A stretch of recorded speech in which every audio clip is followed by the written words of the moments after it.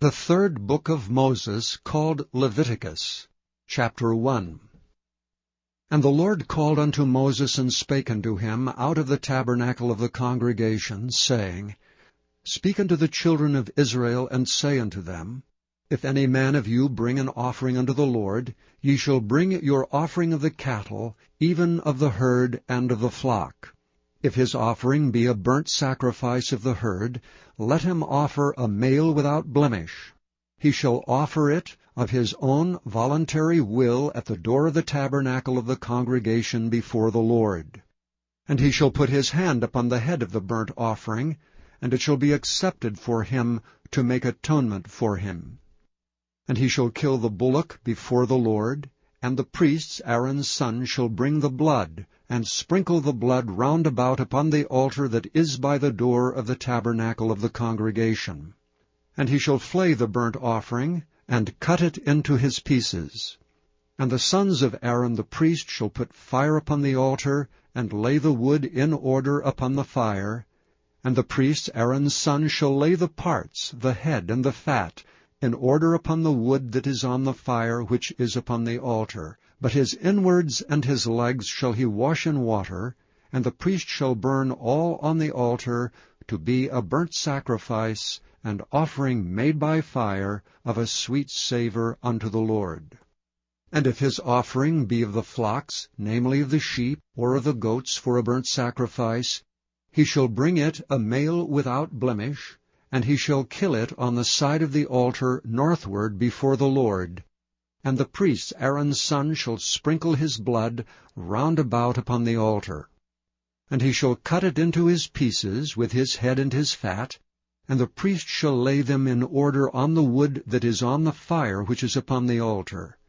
But he shall wash the inwards and the legs with water, and the priest shall bring it all, and burn it upon the altar.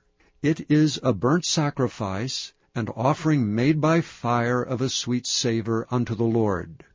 And if the burnt sacrifice for his offering to the Lord be of fowls, then he shall bring his offering of turtle doves or of young pigeons. And the priest shall bring it unto the altar, and wring off his head, and burn it on the altar. And the blood thereof shall be wrung out at the side of the altar, and he shall pluck away his crop with his feathers, and cast it beside the altar on the east part, by the place of the ashes. And he shall cleave it with the wings thereof, but shall not divide it asunder. And the priest shall burn it upon the altar, upon the wood that is upon the fire. It is a burnt sacrifice, and offering made by fire of a sweet savour unto the Lord. Chapter 2.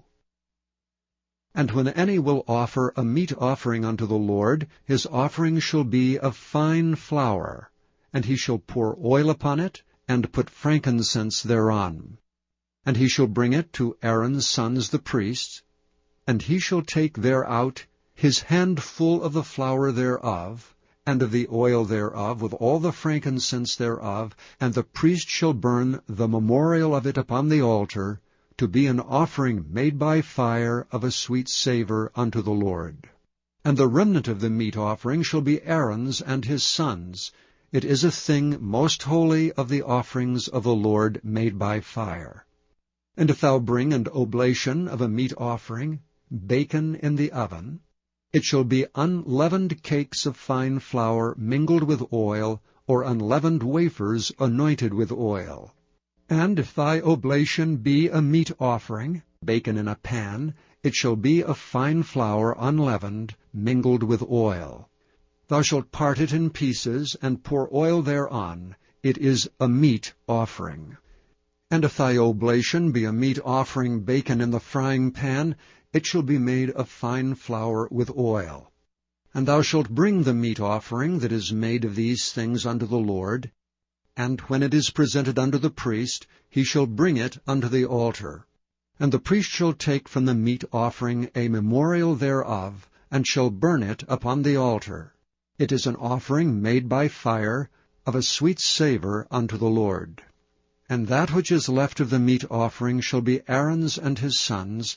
It is a thing most holy of the offerings of the Lord made by fire.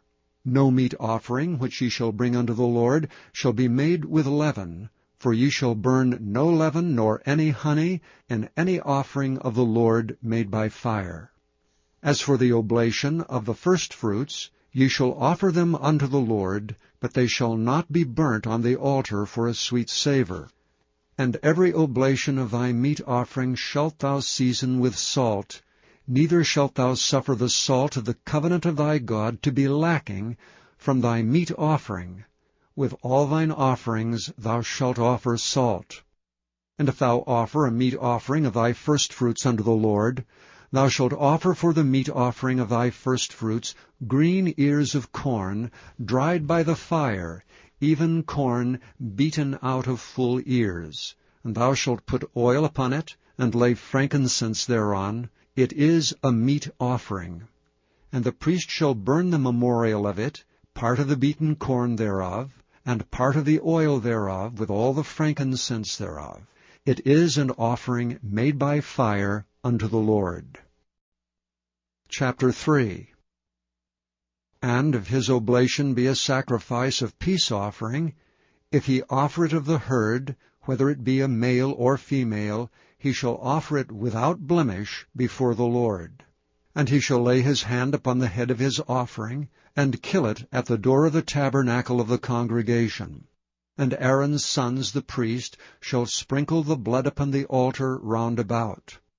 And he shall offer of the sacrifice of the peace offering an offering made by fire unto the Lord, the fat that covereth the inwards, and all the fat that is upon the inwards, and the 2 kidneys, and the fat that is on them, which is by the flanks, and the caul above the liver with the kidneys, it shall he take away.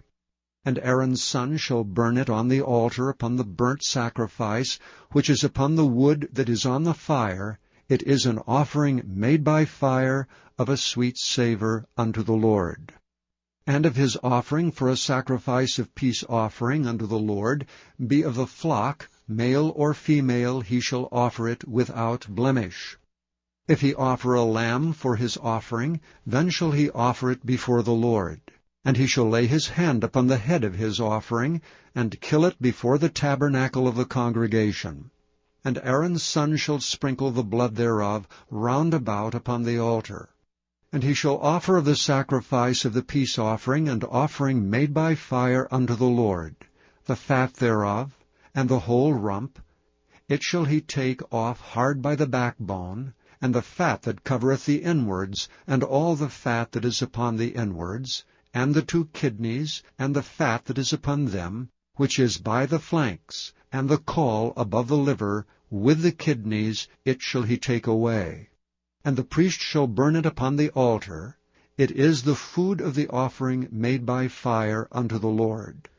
And if his offering be of a goat, then he shall offer it before the Lord. And he shall lay his hand upon the head of it, and kill it before the tabernacle of the congregation.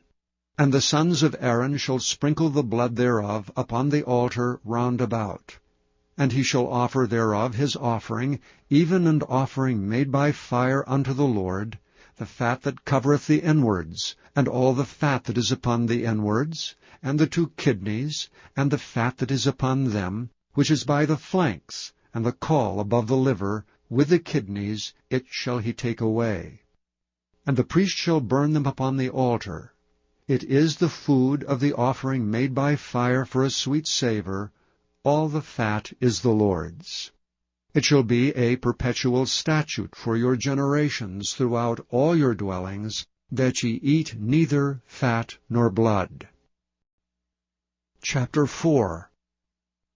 And the Lord spake unto Moses, saying, Speak unto the children of Israel, saying, If a soul shall sin through ignorance against any of the commandments of the Lord concerning things which ought not to be done, and shall do against any of them, if the priest that is anointed do sin according to the sin of the people, then let him bring for his sin which he hath sinned a young bullock without blemish unto the Lord for a sin offering. And he shall bring the bullock unto the door of the tabernacle of the congregation before the Lord, and shall lay his hand upon the bullock's head, and kill the bullock before the Lord. And the priest that is anointed shall take of the bullock's blood, and bring it to the tabernacle of the congregation. And the priest shall dip his finger in the blood, and sprinkle of the blood 7 times before the Lord, before the veil of the sanctuary. And the priest shall put some of the blood upon the horns of the altar of sweet incense before the Lord, which is in the tabernacle of the congregation, and shall pour all the blood of the bullock at the bottom of the altar of the burnt offering, which is at the door of the tabernacle of the congregation. And he shall take off from it all the fat of the bullock for the sin offering, the fat that covereth the inwards, and all the fat that is upon the inwards, and the 2 kidneys, and the fat that is upon them, which is by the flanks, and the caul above the liver with the kidneys, it shall he take away, as it was taken off from the bullock of the sacrifice of peace offerings, and the priest shall burn them upon the altar of the burnt offering. And the skin of the bullock, and all his flesh with his head, and with his legs, and his inwards, and his dung, even the whole bullock shall he carry forth without the camp unto a clean place, where the ashes are poured out, and burn him on the wood with fire. Where the ashes are poured out shall he be burnt. And if the whole congregation of Israel sin through ignorance, and the thing be hid from the eyes of the assembly, and they have done somewhat against any of the commandments of the Lord concerning things which should not be done, and are guilty, when the sin which they have sinned against it is known, then the congregation shall offer a young bullock for the sin, and bring him before the tabernacle of the congregation. And the elders of the congregation shall lay their hands upon the head of the bullock before the Lord, and the bullock shall be killed before the Lord. And the priest that is anointed shall bring of the bullock's blood to the tabernacle of the congregation. And the priest shall dip his finger in some of the blood, and sprinkle it 7 times before the Lord, even before the veil.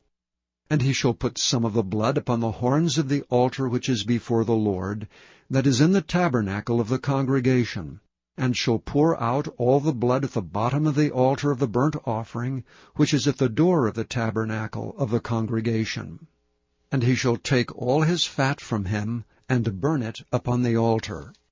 And he shall do with the bullock as he did with the bullock for a sin offering, so shall he do with this, and the priest shall make an atonement for them, and it shall be forgiven them. And he shall carry forth the bullock without the camp, and burn him as he burned the first bullock. It is a sin offering for the congregation. When a ruler hath sinned, and done somewhat through ignorance against any of the commandments of the Lord his God concerning things which should not be done, and is guilty, or if his sin, wherein he hath sinned, come to his knowledge, he shall bring his offering, a kid of the goats, a male without blemish. And he shall lay his hand upon the head of the goat, and kill it in the place where they kill the burnt offering before the Lord. It is a sin offering. And the priest shall take of the blood of the sin offering with his finger, and put it upon the horns of the altar of burnt offering, and shall pour out his blood at the bottom of the altar of burnt offering. And he shall burn all his fat upon the altar, as the fat of the sacrifice of peace offerings. And the priest shall make an atonement for him, as concerning his sin, and it shall be forgiven him. And if any one of the common people sin through ignorance, while he doeth somewhat against any of the commandments of the Lord concerning things which ought not to be done, and be guilty, or if his sin which he hath sinned come to his knowledge, then he shall bring his offering, a kid of the goats, a female without blemish, for his sin which he hath sinned. And he shall lay his hand upon the head of the sin offering, and slay the sin offering in the place of the burnt offering. And the priest shall take of the blood thereof with his finger, and put it upon the horns of the altar of burnt offering, and shall pour out all the blood thereof at the bottom of the altar. And he shall take away all the fat thereof, as the fat is taken away from off the sacrifice of peace offerings, and the priest shall burn it upon the altar for a sweet savour unto the Lord. And the priest shall make an atonement for him, and it shall be forgiven him. And if he bring a lamb for a sin offering, he shall bring it a female without blemish. And he shall lay his hand upon the head of the sin offering, and slay it for a sin offering in the place where they kill the burnt offering. And the priest shall take of the blood of the sin offering with his finger, and put it upon the horns of the altar of burnt offering, and shall pour out all the blood thereof at the bottom of the altar. And he shall take away all the fat thereof, as the fat of the lamb is taken away from the sacrifice of the peace offerings, and the priest shall burn them upon the altar according to the offerings made by fire unto the Lord. And the priest shall make an atonement for his sin that he hath committed, and it shall be forgiven him. Chapter 5. And if a soul sin, and hear the voice of swearing, and is a witness, whether he have seen or known of it, if he do not utter it, then he shall bear his iniquity. Or if a soul touch any unclean thing, whether it be a carcass of an unclean beast, or a carcass of unclean cattle, or the carcass of unclean creeping things, and if it be hidden from him, he also shall be unclean and guilty. Or if he touch the uncleanness of man, whatsoever uncleanness it be, that a man shall be defiled withal, and it be hid from him, when he knoweth of it, then he shall be guilty. Or if a soul swear, pronouncing with his lips to do evil, or to do good, whatsoever it be that a man shall pronounce with an oath, and it be hid from him, when he knoweth of it, then he shall be guilty in one of these. And it shall be, when he shall be guilty in one of these things, that he shall confess that he hath sinned in that thing. And he shall bring his trespass offering unto the Lord for his sin which he hath sinned, a female from the flock, a lamb or a kid of the goats, for a sin offering, and the priest shall make an atonement for him concerning his sin.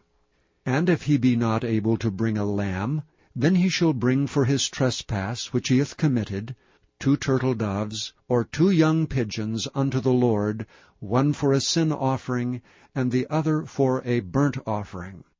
And he shall bring them unto the priest, who shall offer that which is for sin offering first, and wring off his head from his neck, but shall not divide it asunder, and he shall sprinkle of the blood of the sin offering upon the side of the altar, and the rest of the blood shall be wrung out at the bottom of the altar. It is a sin offering.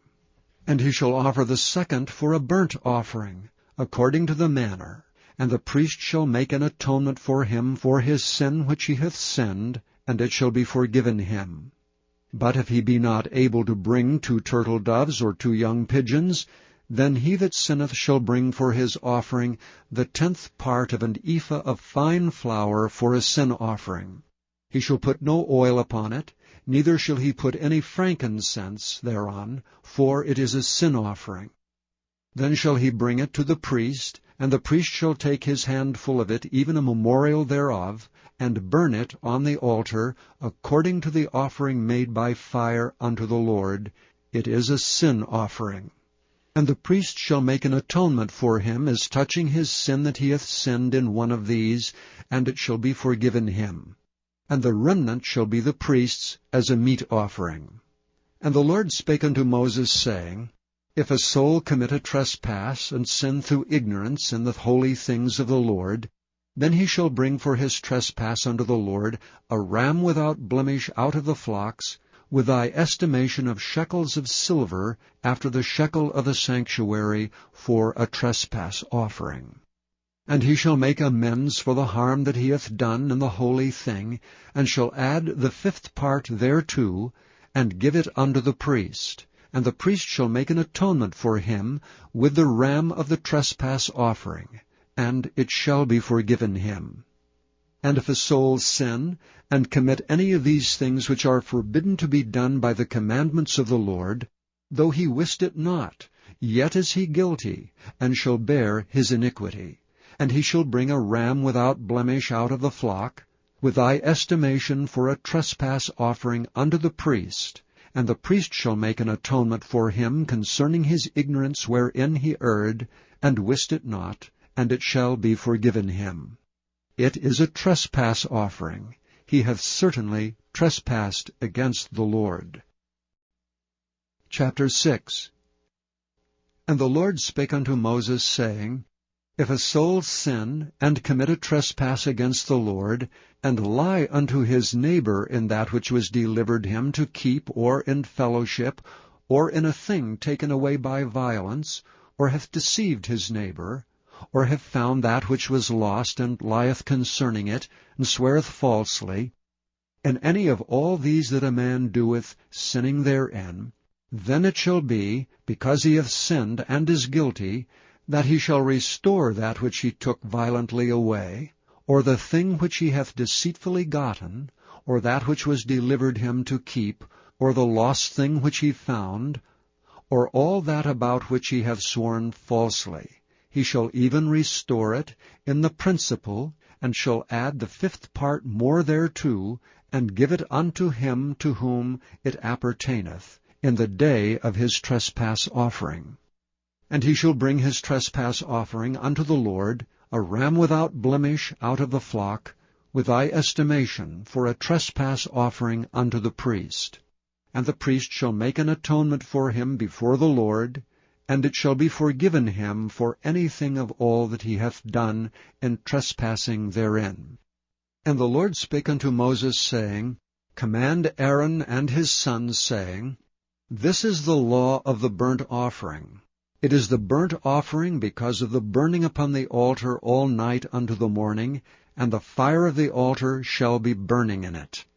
And the priest shall put on his linen garment, and his linen breeches shall he put upon his flesh, and take up the ashes which the fire hath consumed, with the burnt offering on the altar, and he shall put them beside the altar.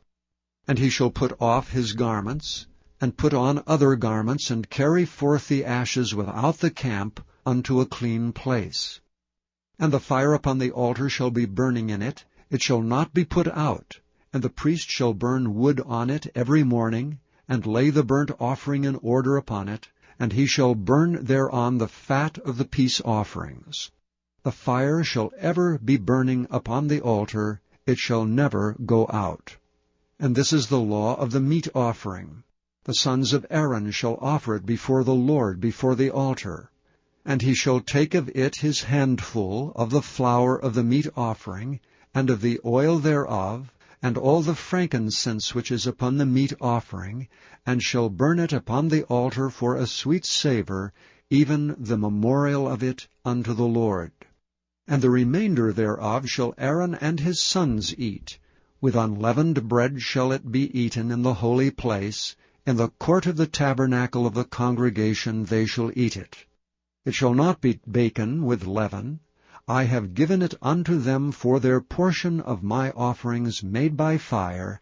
It is most holy, as is the sin offering, and as the trespass offering. All the males among the children of Aaron shall eat of it. It shall be a statute forever in your generations concerning the offerings of the Lord made by fire. Every one that toucheth them shall be holy. And the Lord spake unto Moses, saying, This is the offering of Aaron and of his sons, which they shall offer unto the Lord in the day when he is anointed, the 10th part of an ephah fine flour for a meat offering perpetual, half of it in the morning, and half thereof at night. In a pan it shall be made with oil, and when it is baken, thou shalt bring it in, and the baken pieces of the meat offering shalt thou offer for a sweet savour unto the Lord. And the priest of his sons that is anointed in his stead shall offer it.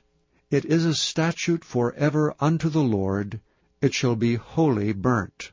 For every meat offering for the priest shall be wholly burnt. It shall not be eaten.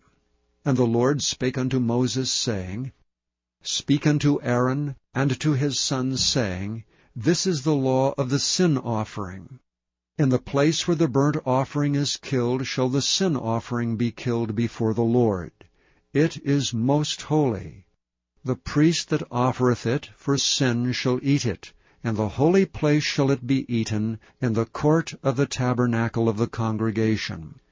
Whatsoever shall touch the flesh thereof shall be holy, And when there is sprinkled of the blood thereon upon any garment, thou shalt wash that whereon it was sprinkled in the holy place.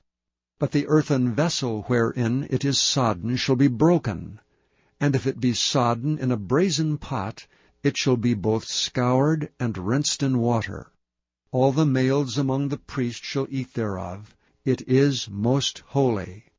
And no sin offering, whereof any of the blood is brought into the tabernacle of the congregation to reconcile with all in the holy place, shall be eaten. It shall be burnt in the fire. Chapter 7. Likewise, this is the law of the trespass offering. It is most holy. In the place where they kill the burnt offering shall they kill the trespass offering, and the blood thereof shall be sprinkled round about upon the altar. And he shall offer of it all the fat thereof, the rump and the fat that covereth the inwards, and the 2 kidneys, and the fat that is on them, which is by the flanks, and the caul that is above the liver with the kidneys, it shall he take away. And the priest shall burn them upon the altar for an offering made by fire unto the Lord. It is a trespass offering. Every male among the priests shall eat thereof. It shall be eaten in the holy place. It is most holy. As the sin offering is, so is the trespass offering. There is one law for them. The priest that maketh atonement therewith shall have it. And the priest that offereth any man's burnt offering, even the priest shall have to himself the skin of the burnt offering which he hath offered. And all the meat offering that is baken in the oven, and all that is dressed in the frying pan, and in the pan shall be the priest's that offereth it. And every meat offering mingled with oil and dry shall all the sons of Aaron have, one as much as another. And this is the law of the sacrifice of peace offerings which he shall offer unto the Lord. If he offer it for a thanksgiving, then he shall offer with the sacrifice of thanksgiving unleavened cakes mingled with oil, and unleavened wafers anointed with oil, and cakes mingled with oil of fine flour fried. Besides the cakes, he shall offer for his offering leavened bread with the sacrifice of thanksgiving of his peace offerings. And of it he shall offer 1 out of a whole oblation for an heave offering unto the Lord, and it shall be the priest's that sprinkleth the blood of the peace offerings. And the flesh of the sacrifice of his peace offerings for thanksgiving shall be eaten the same day that it is offered. He shall not leave any of it until the morning. But if the sacrifice of his offering be a vow, or a voluntary offering, it shall be eaten the same day that he offereth his sacrifice, and on the morrow also the remainder of it shall be eaten. But the remainder of the flesh of the sacrifice of the 3rd day shall be burnt with fire. And if any of the flesh of the sacrifice of his peace offerings be eaten at all on the 3rd day, it shall not be accepted, neither shall it be imputed unto him that offereth it. It shall be an abomination, and the soul that eateth of it shall bear his iniquity. And the flesh that toucheth any unclean thing shall not be eaten. It shall be burnt with fire. And as for the flesh, all that be clean shall eat thereof. But the soul that eateth of the flesh of the sacrifice of peace offerings, that pertain unto the Lord, having his uncleanness upon him, even that soul shall be cut off from his people. Moreover, the soul that shall touch any unclean thing, as the uncleanness of man, or any unclean beast, or any abominable unclean thing, and eat of the flesh of the sacrifice of peace offerings, which pertain unto the Lord, even that soul shall be cut off from his people. And the Lord spake unto Moses, saying, Speak unto the children of Israel, saying, Ye shall eat no manner of fat, of ox, or of sheep, or of goat, and the fat of the beast that dieth of itself, and the fat of that which is torn with beasts, may be used in any other use, but ye shall in no wise eat of it. For whosoever eateth the fat of the beasts, of which men offer an offering made by fire unto the Lord, even the soul that eateth it shall be cut off from his people. Moreover ye shall eat no manner of blood, whether it be of fowl or of beast, in any of your dwellings. Whatsoever soul it be that eateth any manner of blood, even that soul shall be cut off from his people. And the Lord spake unto Moses, saying, Speak unto the children of Israel, saying, He that offereth the sacrifice of his peace offering unto the Lord shall bring his oblation unto the Lord of the sacrifice of his peace offerings. His own hand shall bring the offerings of the Lord made by fire, the fat with the breast, it shall he bring, that the breast may be waved for a wave offering before the Lord. And the priest shall burn the fat upon the altar, but the breast shall be Aaron's and his sons'. And the right shoulder shall ye give unto the priest for an heave offering of the sacrifices of your peace offerings. He among the sons of Aaron, that offereth the blood of the peace offerings and the fat, shall have the right shoulder for his part. For the wave breast and the heave shoulder have I taken of the children of Israel from off the sacrifices of their peace offerings, and have given them unto Aaron the priest and unto his sons by a statute forever from among the children of Israel. This is the portion of the anointing of Aaron and of the anointing of his sons out of the offerings of the Lord made by fire, in the day when he presented them to minister unto the Lord in the priest's office, which the Lord commanded to be given them of the children of Israel in the day that he anointed them, by a statute forever throughout their generations. This is the law of the burnt offering, of the meat offering, and of the sin offering, and of the trespass offering, and of the consecrations, and of the sacrifice of the peace offerings, which the Lord commanded Moses in Mount Sinai, in the day that he commanded the children of Israel to offer their oblations unto the Lord in the wilderness of Sinai. Chapter 8. And the Lord spake unto Moses, saying, Take Aaron and his sons with him, and the garments and the anointing oil, and a bullock for the sin offering, and 2 rams, and a basket of unleavened bread, and gather thou all the congregation together unto the door of the tabernacle of the congregation. And Moses did as the Lord commanded him. And the assembly was gathered together unto the door of the tabernacle of the congregation. And Moses said unto the congregation, This is the thing which the Lord commandeth to be done. And Moses brought Aaron and his sons, and washed them with water. And he put upon him the coat, and girded him with the girdle, and clothed him with the robe, and put the ephod upon him. And he girded him with the curious girdle of the ephod, and bound it unto him therewith. And he put the breastplate upon him. Also he put in the breastplate the Urim and the Thummim. And he put the mitre upon his head. Also upon the mitre, even upon the forefront, did he put the golden plate, the holy crown, as the Lord commanded Moses. And Moses took the anointing oil, and anointed the tabernacle, and all that was therein, and sanctified them. And he sprinkled thereof upon the altar 7 times, and anointed the altar and all his vessels, both the laver and his foot, to sanctify them. And he poured of the anointing oil upon Aaron's head, and anointed him to sanctify him. And Moses brought Aaron's sons, and put coats upon them, and girded them with girdles, and put bonnets upon them, as the Lord commanded Moses.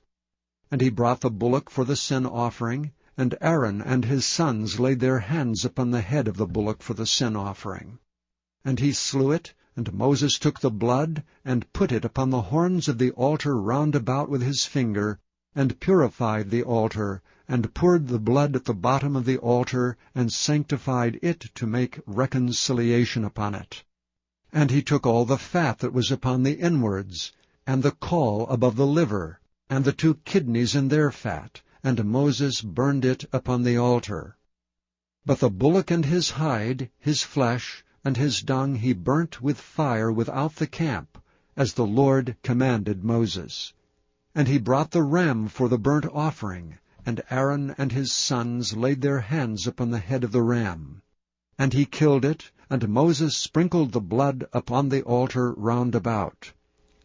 And he cut the ram into pieces, and Moses burnt the head, and the pieces, and the fat. And he washed the inwards and the legs in water, and Moses burnt the whole ram upon the altar. It was a burnt sacrifice for a sweet savour, and an offering made by fire unto the Lord, as the Lord commanded Moses.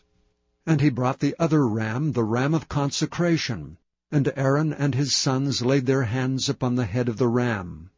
And he slew it, and Moses took of the blood of it, and put it upon the tip of Aaron's right ear, and upon the thumb of his right hand, and upon the great toe of his right foot.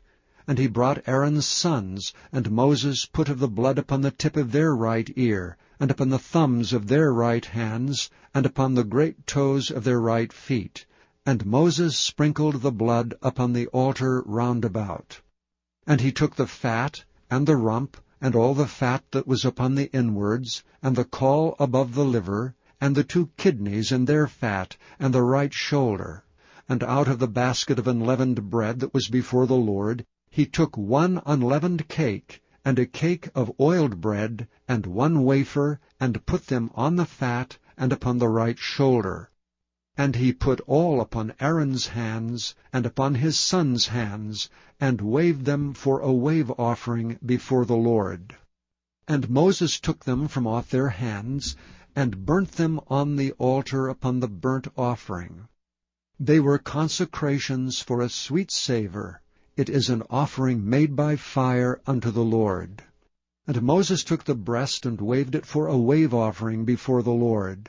For of the ram of consecration it was Moses' part, as the Lord commanded Moses. And Moses took of the anointing oil, and of the blood which was upon the altar, and sprinkled it upon Aaron, and upon his garments, and upon his sons, and upon his sons' garments with him, and sanctified Aaron, and his garments, and his sons' garments with him. And Moses said unto Aaron and to his sons, Boil the flesh at the door of the tabernacle of the congregation, and there eat it with the bread that is in the basket of consecration, as I commanded, saying, Aaron and his sons shall eat it. And that which remaineth of the flesh and of the bread shall ye burn with fire. And ye shall not go out of the door of the tabernacle of the congregation in 7 days, until the days of your consecration be at an end. For 7 days shall he consecrate you. And as he hath done this day, so the Lord hath commanded to do, to make an atonement for you. Therefore shall ye abide at the door of the tabernacle of the congregation, day and night 7 days, and keep the charge of the Lord, that ye die not, for so I am commanded. So Aaron and his sons did all things which the Lord commanded by the hand of Moses. Chapter 9. And it came to pass on the 8th day that Moses called Aaron and his sons and the elders of Israel, and he said unto Aaron, Take thee a young calf for a sin offering, and a ram for a burnt offering without blemish, and offer them before the Lord. And unto the children of Israel thou shalt speak, saying, Take ye a kid of the goats for a sin offering, and a calf and a lamb, both of the first year without blemish, for a burnt offering. Also a bullock and a ram for peace offerings to sacrifice before the Lord, and a meat offering mingled with oil, for today the Lord will appear unto you. And they brought that which Moses commanded before the tabernacle of the congregation. And all the congregation drew near and stood before the Lord. And Moses said, This is the thing which the Lord commanded that ye should do, and the glory of the Lord shall appear unto you. And Moses said unto Aaron, Go unto the altar, and offer thy sin offering, and thy burnt offering, and make an atonement for thyself and for the people, and offer the offering of the people, and make an atonement for them, as the Lord commanded. Aaron therefore went unto the altar, and slew the calf of the sin offering which was for himself. And the sons of Aaron brought the blood unto him, and he dipped his finger in the blood, and put it upon the horns of the altar, and poured out the blood at the bottom of the altar. But the fat, and the kidneys, and the caul above the liver of the sin offering, he burnt upon the altar as the Lord commanded Moses. And the flesh and the hide he burnt with fire without the camp. And he slew the burnt offering, and Aaron's sons presented unto him the blood which he sprinkled round about upon the altar. And they presented the burnt offering unto him, with the pieces thereof, and the head, and he burnt them upon the altar. And he did wash the inwards and the legs, and burnt them upon the burnt offering on the altar. And he brought the people's offerings, and took the goat which was the sin offering for the people, and slew it, and offered it for sin as the first. And he brought the burnt offering, and offered it according to the manner. And he brought the meat offering, and took an handful thereof, and burnt it upon the altar beside the burnt sacrifice of the morning. He slew also the bullock and the ram for a sacrifice of peace offerings, which was for the people.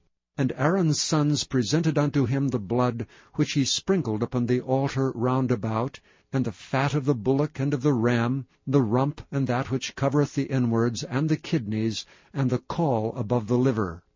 And they put the fat upon the breasts, and he burnt the fat upon the altar. And the breasts and the right shoulder Aaron waved for a wave offering before the Lord, as Moses commanded. And Aaron lifted up his hand toward the people, and blessed them, and came down from offering of the sin offering, and the burnt offering, and the peace offerings. And Moses and Aaron went into the tabernacle of the congregation, and came out and blessed the people, and the glory of the Lord appeared unto all the people. And there came a fire out from before the Lord, and consumed upon the altar the burnt offering and the fat, which when all the people saw, they shouted, and fell on their faces. Chapter 10. And Nadab and Abihu, the sons of Aaron, took either of them his censer, and put fire therein, and put incense thereon, and offered strange fire before the Lord, which he commanded them not. And there went out fire from the Lord, and devoured them, and they died before the Lord. Then Moses said unto Aaron, This is it that the Lord spake, saying, I will be sanctified in them that come nigh me, and before all the people I will be glorified. And Aaron held his peace. And Moses called Mishael and Elzaphan the sons of Uzziel, the uncle of Aaron, and said unto them, Come near, carry your brethren from before the sanctuary out of the camp. So they went near and carried them in their coats out of the camp, as Moses had said. And Moses said unto Aaron, and unto Eleazar, and unto Ithamar his sons, Uncover not your heads, neither rend your clothes, lest ye die, and lest wrath come upon all the people. But let your brethren, the whole house of Israel, bewail the burning which the Lord hath kindled. And ye shall not go out from the door of the tabernacle of the congregation, lest ye die, for the anointing oil of the Lord is upon you. And they did according to the word of Moses. And the Lord spake unto Aaron, saying, Do not drink wine nor strong drink, thou nor thy sons with thee, when ye go into the tabernacle of the congregation, lest ye die. It shall be a statute for ever throughout your generations, and that ye may put difference between holy and unholy, and between unclean and clean. And that ye may teach the children of Israel all the statutes which the Lord hath spoken unto them by the hand of Moses. And Moses spake unto Aaron, and unto Eleazar, and unto Ithamar his sons that were left, Take the meat offering that remaineth of the offerings of the Lord made by fire, and eat it without leaven beside the altar, for it is most holy. And ye shall eat it in the holy place, because it is thy due, and thy sons' due, of the sacrifices of the Lord made by fire, for so I am commanded. And the wave breast and heave shoulder shall ye eat in a clean place, thou and thy sons and thy daughters with thee, for they be thy due, and thy sons' due, which are given out of the sacrifices of peace offerings of the children of Israel. The heave shoulder and the wave breast shall they bring with the offerings made by fire of the fat, to wave it for a wave offering before the Lord. And it shall be thine and thy sons with thee by a statute forever, as the Lord hath commanded. And Moses diligently sought the goat of the sin offering, and behold, it was burnt. And he was angry with Eleazar and Ithamar, the sons of Aaron, which were left alive, saying, Wherefore have ye not eaten the sin offering in the holy place, seeing it is most holy, and God hath given it you to bear the iniquity of the congregation, to make atonement for them before the Lord? Behold, the blood of it was not brought in within the holy place. Ye should indeed have eaten it in the holy place, as I commanded. And Aaron said unto Moses, Behold, this day have they offered their sin offering and their burnt offering before the Lord, and such things have befallen me. And if I had eaten the sin offering today, should it have been accepted in the sight of the Lord? And when Moses heard that, he was content. Chapter 11. And the Lord spake unto Moses and to Aaron, saying unto them, Speak unto the children of Israel, saying, These are the beasts which ye shall eat among all the beasts that are on the earth. Whatsoever parteth the hoof, and is cloven-footed, and cheweth the cud among the beasts, that shall ye eat. Nevertheless, these shall ye not eat of them that chew the cud, or of them that divide the hoof. As the camel, because he cheweth the cud, but divideth not the hoof, he is unclean unto you. And the coney, because he cheweth the cud, but divideth not the hoof, he is unclean unto you. And the hare, because he cheweth the cud, but divideth not the hoof, he is unclean unto you. And the swine, though he divide the hoof, and be cloven-footed, yet he cheweth not the cud, he is unclean to you. Of their flesh shall ye not eat, and their carcasses shall ye not touch, they are unclean to you. These shall ye eat of all that are in the waters, whatsoever hath fins and scales in the waters, in the seas and in the rivers, them shall ye eat. And all that have not fins and scales in the seas and in the rivers, and all that move in the waters, and of any living thing which is in the waters, they shall be an abomination unto you. They shall be even an abomination unto you. Ye shall not eat of their flesh, but ye shall have their carcasses in abomination. Whatsoever hath no fins nor scales in the waters, that shall be an abomination unto you. And these are they which ye shall have in abomination among the fowls. They shall not be eaten. They are an abomination, the eagle, and the ossifrage, and the osprey, and the vulture, and the kite after his kind, every raven after his kind, and the owl, and the nighthawk, and the cuckoo, and the hawk after his kind, and the little owl, and the cormorant, and the great owl, and the swan, and the pelican, and the gyre eagle, and the stork, the heron after her kind, and the lapwing, and the bat. All fowls that creep, going upon all four, shall be an abomination unto you. Yet these may ye eat of, every flying creeping thing that goeth upon all four, which have legs above their feet, to leap withal upon the earth. Even these of them ye may eat, the locust after his kind, and the bald locust after his kind, and the beetle after his kind, and the grasshopper after his kind.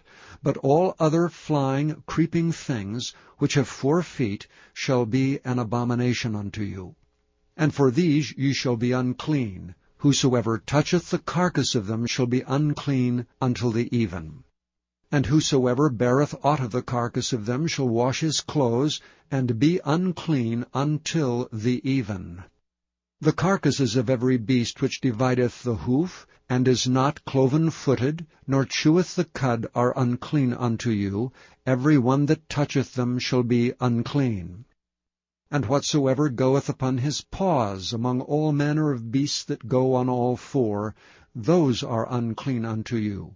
Whoso toucheth their carcass shall be unclean until the even.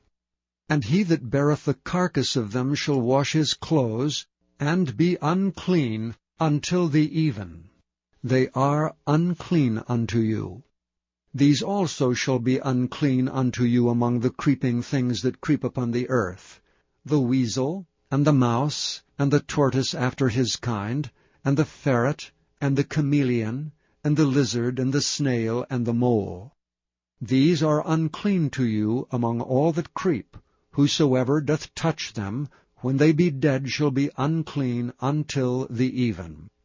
And upon whatsoever any of them, when they are dead, doth fall, it shall be unclean, whether it be any vessel of wood, or raiment, or skin, or sack, whatsoever vessel it be, wherein any work is done, it must be put into water, and it shall be unclean until the even, so it shall be cleansed.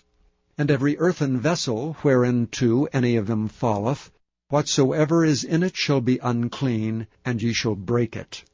Of all meat which may be eaten, that on which such water cometh shall be unclean, and all drink that may be drunk in every such vessel shall be unclean. And everything whereupon any part of their carcass falleth shall be unclean, whether it be oven or ranges for pots, they shall be broken down, for they are unclean, and shall be unclean unto you. Nevertheless, a fountain or pit, wherein there is plenty of water, shall be clean, but that which toucheth their carcass shall be unclean. And if any part of their carcass fall upon any sowing seed which is to be sown, it shall be clean.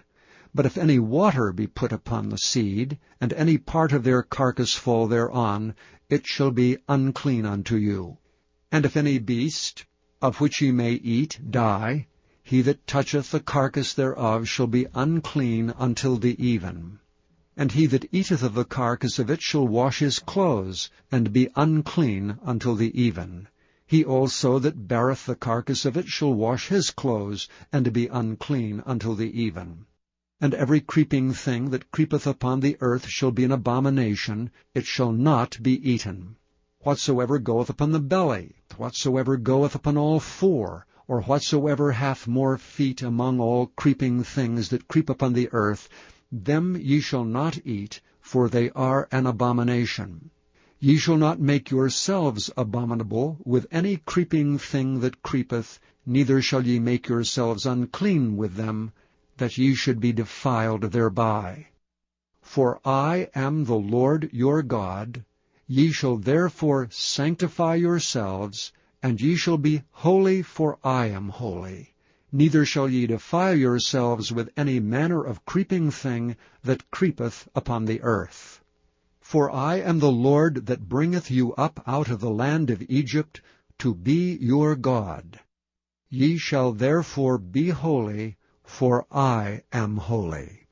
This is the law of the beasts, and of the fowl, and of every living creature that moveth in the waters, and of every creature that creepeth upon the earth, to make a difference between the unclean and the clean, and between the beast that may be eaten, and the beast that may not be eaten. Chapter 12. And the Lord spake unto Moses, saying, Speak unto the children of Israel, saying, If a woman have conceived seed, and born a man-child, then she shall be unclean 7 days. According to the days of the separation of her infirmity shall she be unclean. And in the 8th day the flesh of his foreskin shall be circumcised. And she shall then continue in the blood of her purifying 33 days. She shall touch no hallowed thing, nor come into the sanctuary, until the days of her purifying be fulfilled. But if she bear a maid-child, then she shall be unclean 2 weeks, as in her separation. And she shall continue in the blood of her purifying 66 days. And when the days of her purifying are fulfilled, for a son or for a daughter, she shall bring a lamb of the first year for a burnt offering, and a young pigeon or a turtle dove for a sin offering unto the door of the tabernacle of the congregation unto the priest, who shall offer it before the Lord, and make an atonement for her, and she shall be cleansed from the issue of her blood. This is the law for her that hath borne a male or a female. And if she be not able to bring a lamb, then she shall bring 2 turtles, or 2 young pigeons, the one for the burnt offering, and the other for a sin offering. And the priest shall make an atonement for her, and she shall be clean. Chapter 13. And the Lord spake unto Moses and Aaron, saying, When a man shall have in the skin of his flesh a rising, a scab, or a bright spot, and it be in the skin of his flesh like the plague of leprosy, then he shall be brought unto Aaron the priest, or unto one of his sons the priests, and the priest shall look on the plague in the skin of the flesh. And when the hair in the plague is turned white, and the plague in sight be deeper than the skin of his flesh, it is a plague of leprosy, and the priest shall look on him and pronounce him unclean. If the bright spot be white in the skin of his flesh, and in sight be not deeper than the skin, and the hair thereof be not turned white, then the priest shall shut up him that hath the plague 7 days.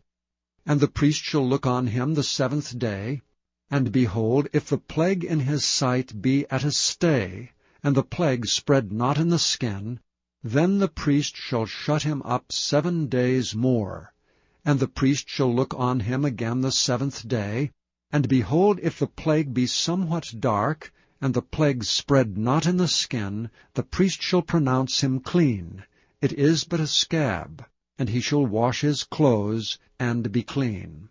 But if the scab spread much abroad in the skin, after that he hath been seen of the priest for his cleansing, he shall be seen of the priest again.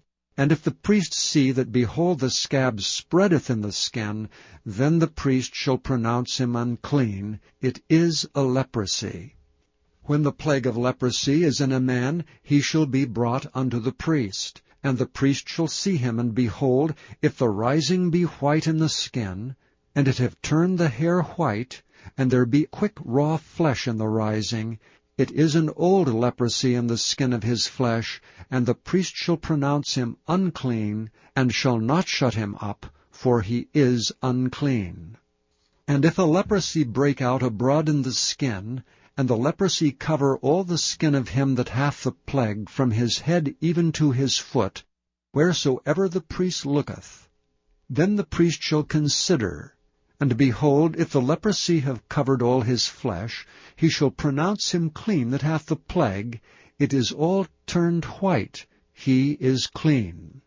But when raw flesh appeareth in him, he shall be unclean, and the priest shall see the raw flesh, and pronounce him to be unclean. For the raw flesh is unclean, it is a leprosy. Or if the raw flesh turn again, and be changed unto white, he shall come unto the priest. And the priest shall see him, and behold, if the plague be turned into white, then the priest shall pronounce him clean that hath the plague. He is clean. The flesh also, in which even in the skin thereof was a boil, and is healed, and in the place of the boil there be a white rising, or a bright spot, white and somewhat reddish, and it be showed to the priest, and if when the priest seeth it, behold, it be in sight lower than the skin, and the hair thereof be turned white, the priest shall pronounce him unclean. It is a plague of leprosy broken out of the boil. But if the priest look on it, and behold, there be no white hairs therein, and if it be not lower than the skin, but be somewhat dark, then the priest shall shut him up 7 days. And if it spread much abroad in the skin, then the priest shall pronounce him unclean. It is a plague. But if the bright spots stay in his place, and spread not, it is a burning boil, and the priest shall pronounce him clean. Or if there be any flesh in the skin, whereof there is a hot burning, and the quick flesh that burneth have a white bright spot, somewhat reddish or white, then the priest shall look upon it. And behold, if the hair in the bright spot be turned white, and if it be in sight deeper than the skin, it is a leprosy broken out of the burning. Wherefore the priest shall pronounce him unclean, it is the plague of leprosy. But if the priest look on it, and behold, there be no white hair in the bright spot, and it be no lower than the other's skin, but be somewhat dark, then the priest shall shut him up 7 days. And the priest shall look upon him the 7th day, and if it be spread much abroad in the skin, then the priest shall pronounce him unclean, it is the plague of leprosy. And if the bright spot stay in his place, and spread not in the skin, but it be somewhat dark, it is a rising of the burning, and the priest shall pronounce him clean, for it is an inflammation of the burning.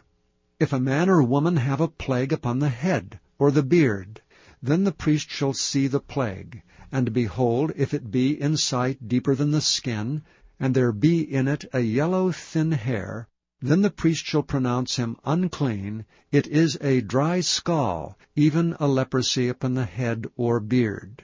And if the priest look on the plague of the scall, and behold, it be not in sight deeper than the skin, and that there is no black hair in it, then the priest shall shut him up that hath a plague of the scall 7 days. And in the 7th day the priest shall look on the plague, and behold, if the scall spread not, and there be in it no yellow hair, and the scall be not in sight deeper than the skin, he shall be shaven, but the scall shall he not shave, and the priest shall shut him up that hath the scall 7 days more. And in the 7th day the priest shall look on the scall, and behold, if the scall be not spread in the skin, nor be in sight deeper than the skin, then the priest shall pronounce him clean, and he shall wash his clothes, and be clean. But if the scall spread abroad much in the skin after his cleansing, then the priest shall look on him, and behold, if the scall be spread in the skin, the priest shall not seek for yellow hair, he is unclean. But if the scall be in his sight at a stay, and that there is black hair grown up therein, the scall is healed, he is clean, and the priest shall pronounce him clean. If a man also or a woman have in the skin of their flesh bright spots, even white bright spots, then the priest shall look. And behold, if the bright spots in the skin of their flesh be darkish white, it is a freckled spot that groweth in the skin, he is clean. And the man whose hair is fallen off his head, he is bald, yet he is clean. And he that hath his hair fallen off from part of his head toward his face, he is forehead bald, yet he is clean. And if there be in the bald head, or bald forehead, a white reddish sore, it is a leprosy sprung up in his bald head or his bald forehead. Then the priest shall look upon it, and behold, if the rising of the sore be white reddish in his bald head, or in his bald forehead, as the leprosy appeareth in the skin of the flesh, he is a leprous man, he is unclean. The priest shall pronounce him utterly unclean, his plague is in his head. And if the leper in whom the plague is, his clothes shall be rent, and his head bare, and he shall put a covering upon his upper lip, and shall cry, Unclean, unclean. All the days wherein the plague shall be in him, he shall be defiled. He is unclean, he shall dwell alone, without the camp shall his habitation be. The garment also that the plague of leprosy is in, whether it be a woolen garment or a linen garment, whether it be in the warp or woof, of linen or of woolen, whether in a skin or in anything made of skin, and if the plague be greenish or reddish in the garment, or in the skin, either in the warp or in the woof, or in anything of skin, it is a plague of leprosy, and shall be showed unto the priest. And the priest shall look upon the plague, and shut up it that hath the plague 7 days. And he shall look on the plague on the 7th day. If the plague be spread in the garment, either in the warp or in the woof, or in a skin, or in any work that is made of skin, the plague is in a fretting leprosy, it is unclean. He shall therefore burn that garment, whether warp or woof, in woolen or in linen, or anything of skin wherein the plague is. For it is a fretting leprosy, it shall be burnt in the fire. And if the priest shall look and behold the plague be not spread in the garment, either in the warp or in the woof, or in anything of skin, then the priest shall command that they wash the thing wherein the plague is, and he shall shut it up 7 days more. And the priest shall look on the plague, after that it is washed, and behold, if the plague have not changed his color, and the plague be not spread, it is unclean. Thou shalt burn it in the fire. It is fret inward, whether it be bare within or without. And if the priest look and behold the plague be somewhat dark after the washing of it, then he shall rend it out of the garment, or out of the skin, or out of the warp, or out of the woof. And if it appears still in the garment, either in the warp, or in the woof, or in anything of skin, it is a spreading plague. Thou shalt burn that wherein the plague is with fire. And the garment, either warp or woof, or whatsoever thing of skin it be, which thou shalt wash, if the plague be departed from them, then it shall be washed the second time, and shall be clean.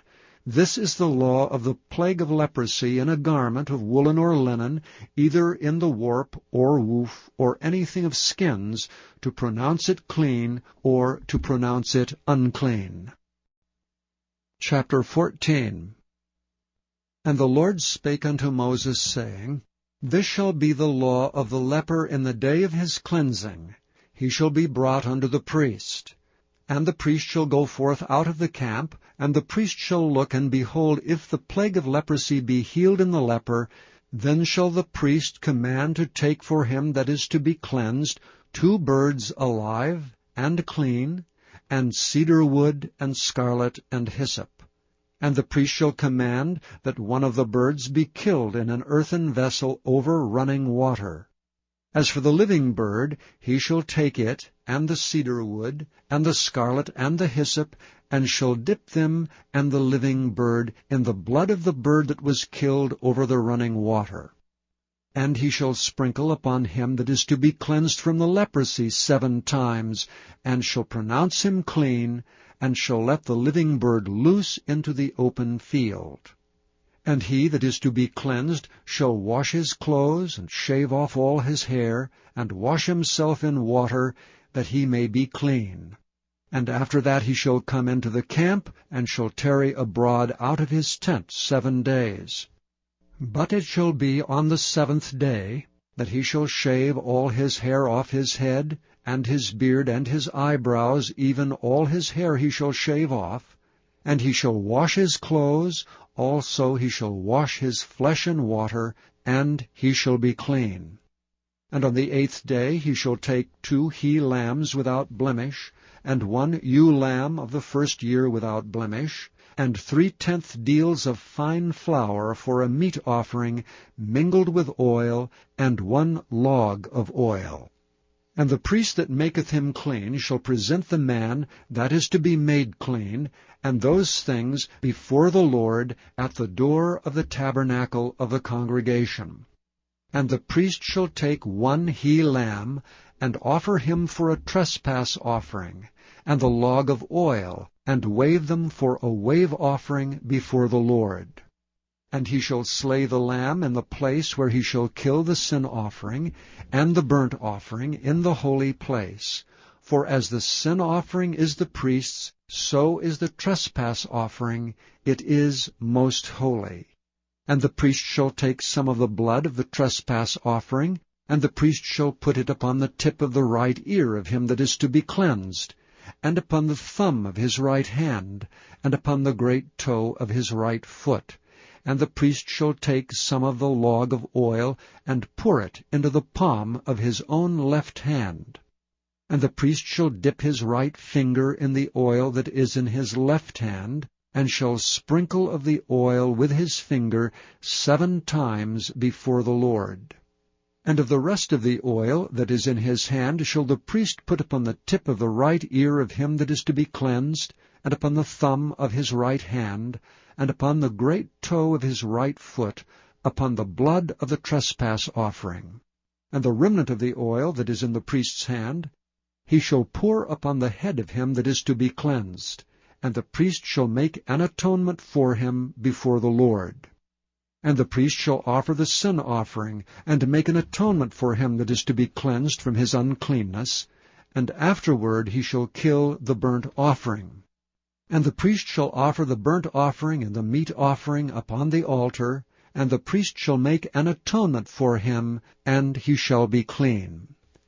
And if he be poor, and cannot get so much, then he shall take 1 lamb for a trespass offering to be waved, to make an atonement for him, and 1/10 deal of fine flour mingled with oil for a meat offering, and a log of oil, and 2 turtle doves or 2 young pigeons, such as he is able to get, and the one shall be a sin offering, and the other a burnt offering.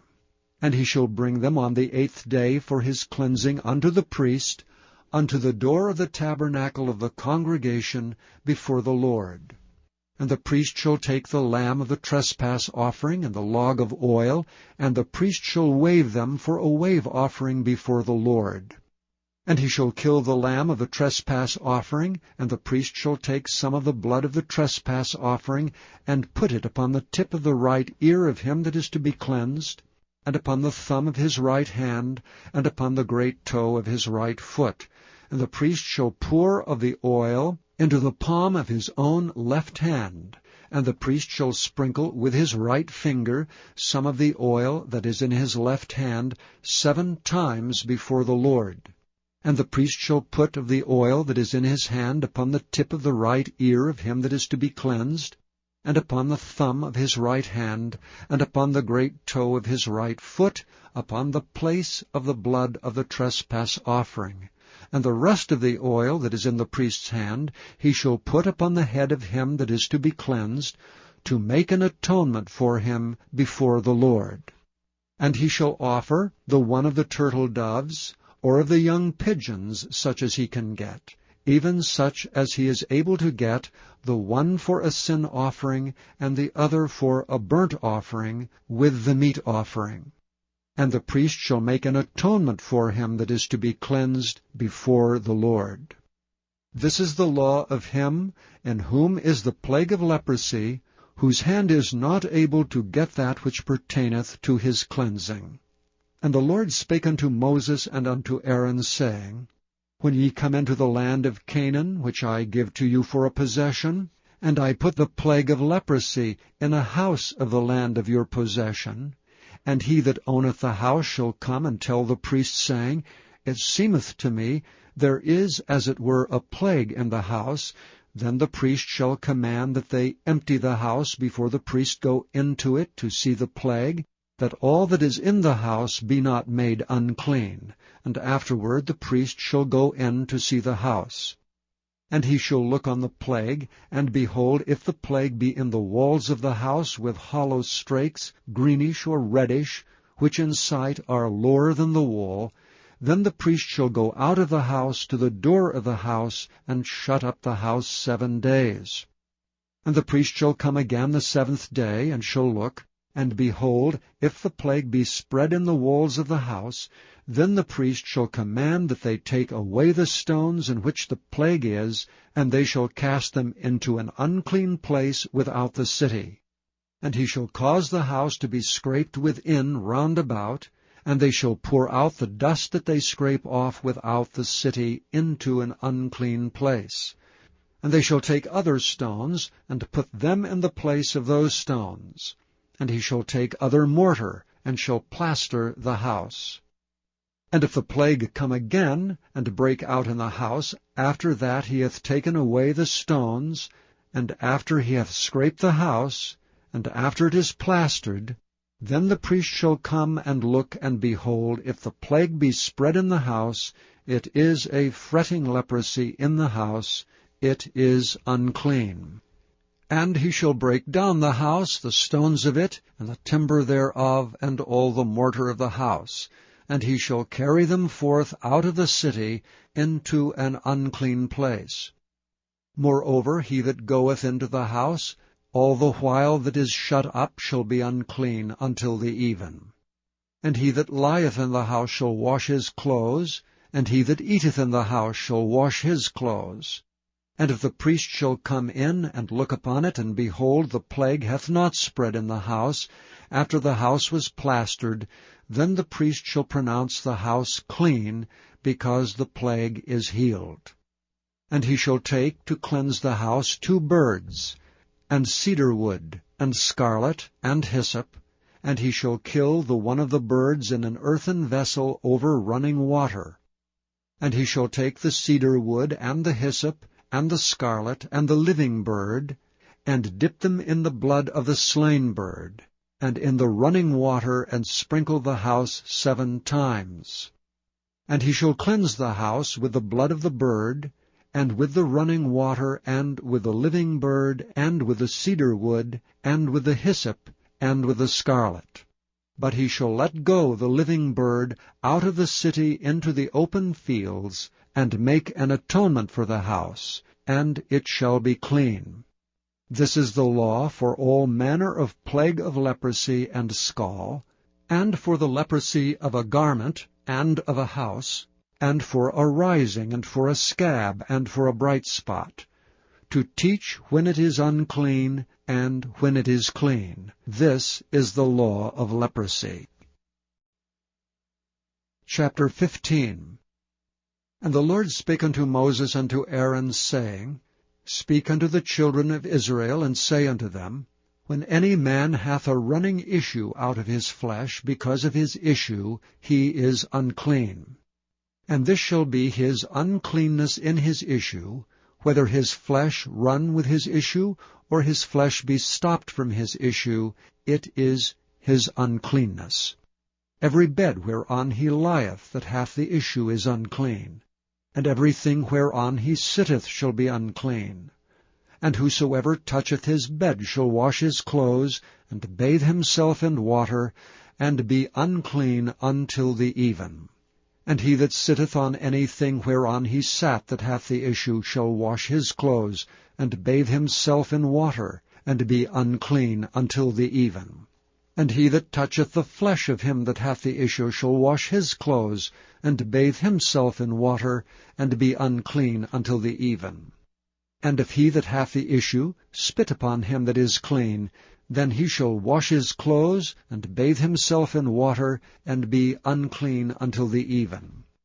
And what saddle soever he rideth upon that hath the issue shall be unclean. And whosoever toucheth anything that was under him shall be unclean until the even. And he that beareth any of these things shall wash his clothes, and bathe himself in water, and be unclean until the even. And whomsoever he toucheth that hath the issue, and hath not rinsed his hands in water, he shall wash his clothes, and bathe himself in water, and be unclean until the even. And the vessel of earth that he touched, which hath the issue, shall be broken, and every vessel of wood shall be rinsed in water. And when he that hath an issue is cleansed of his issue, then he shall number to himself 7 days for his cleansing, and wash his clothes, and bathe his flesh in running water, and shall be clean. And on the 8th day he shall take to him 2 turtle doves, or 2 young pigeons, and come before the Lord unto the door of the tabernacle of the congregation, and give them unto the priest. And the priest shall offer them, the one for a sin offering, and the other for a burnt offering. And the priest shall make an atonement for him before the Lord for his issue. And if any man's seed of copulation go out from him, then he shall wash all his flesh in water, and be unclean until the even. And every garment, and every skin whereon is the seed of copulation shall be washed with water, and be unclean until the even. The woman also with whom man shall lie with seed of copulation, they shall both bathe themselves in water, and be unclean until the even. And if a woman have an issue, and her issue in her flesh be blood, she shall be put apart 7 days, and whosoever toucheth her shall be unclean until the even. And everything that she lieth upon in her separation shall be unclean. Everything also that she sitteth upon shall be unclean. And whosoever toucheth her bed shall wash his clothes, and bathe himself in water, and be unclean until the even. And whosoever toucheth anything that she sat upon shall wash his clothes, and bathe himself in water, and be unclean until the even. And if it be on her bed, or on anything whereon she sitteth, when he toucheth it, he shall be unclean until the even. And if any man lie with her at all, and her flowers be upon him, he shall be unclean 7 days, and all the bed whereon he lieth shall be unclean. And if a woman have an issue of her blood many days out of the time of her separation, or if it run beyond the time of her separation, all the days of the issue of her uncleanness shall be as the days of her separation, she shall be unclean. Every bed whereon she lieth all the days of her issue shall be unto her as the bed of her separation, and whatsoever she sitteth upon shall be unclean as the uncleanness of her separation. And whosoever toucheth those things shall be unclean, and shall wash his clothes, and bathe himself in water, and be unclean until the even. But if she be cleansed of her issue, then she shall number to herself 7 days, and after that she shall be clean. And on the 8th day she shall take unto her 2 turtles, or 2 young pigeons, and bring them unto the priest to the door of the tabernacle of the congregation. And the priest shall offer the one for a sin offering, and the other for a burnt offering. And the priest shall make an atonement for her before the Lord for the issue of her uncleanness. Thus shall ye separate the children of Israel from their uncleanness, that they die not in their uncleanness when they defile my tabernacle that is among them. This is the law of him that hath an issue, and of him whose seed goeth from him, and is defiled therewith, and of her that is sick of her flowers, and of him that hath an issue, of the man and of the woman, and of him that lieth with her that is unclean. Chapter 16. And the Lord spake unto Moses after the death of the 2 sons of Aaron, when they offered before the Lord and died. And the Lord said unto Moses, Speak unto Aaron thy brother, that he come not at all times into the holy place within the veil before the mercy seat, which is upon the ark, that he die not. For I will appear in the cloud upon the mercy seat. Thus shall Aaron come into the holy place, with a young bullock for a sin offering, and a ram for a burnt offering. He shall put on the holy linen coat, and he shall have the linen breeches upon his flesh, and shall be girded with a linen girdle, and with a linen mitre shall he be attired. These are holy garments, therefore shall he wash his flesh in water, and so put them on. And he shall take of the congregation of the children of Israel 2 kids of the goats for a sin offering, and 1 ram for a burnt offering. And Aaron shall offer his bullock of the sin offering, which is for himself, and make an atonement for himself and for his house. And he shall take the 2 goats, and present them before the Lord at the door of the tabernacle of the congregation. And Aaron shall cast lots upon the 2 goats, 1 lot for the Lord, and the other lot for the scapegoat. And Aaron shall bring the goat upon which the Lord's lot fell, and offer him for a sin offering. But the goat on which the lot fell to be the scapegoat shall be presented alive before the Lord, to make an atonement with him, and to let him go for a scapegoat into the wilderness. And Aaron shall bring the bullock of the sin offering, which is for himself, and shall make an atonement for himself and for his house, and shall kill the bullock of the sin offering which is for himself. And he shall take a censer full of burning coals of fire from off the altar before the Lord, and his hands full of sweet incense beaten small, and bring it within the veil.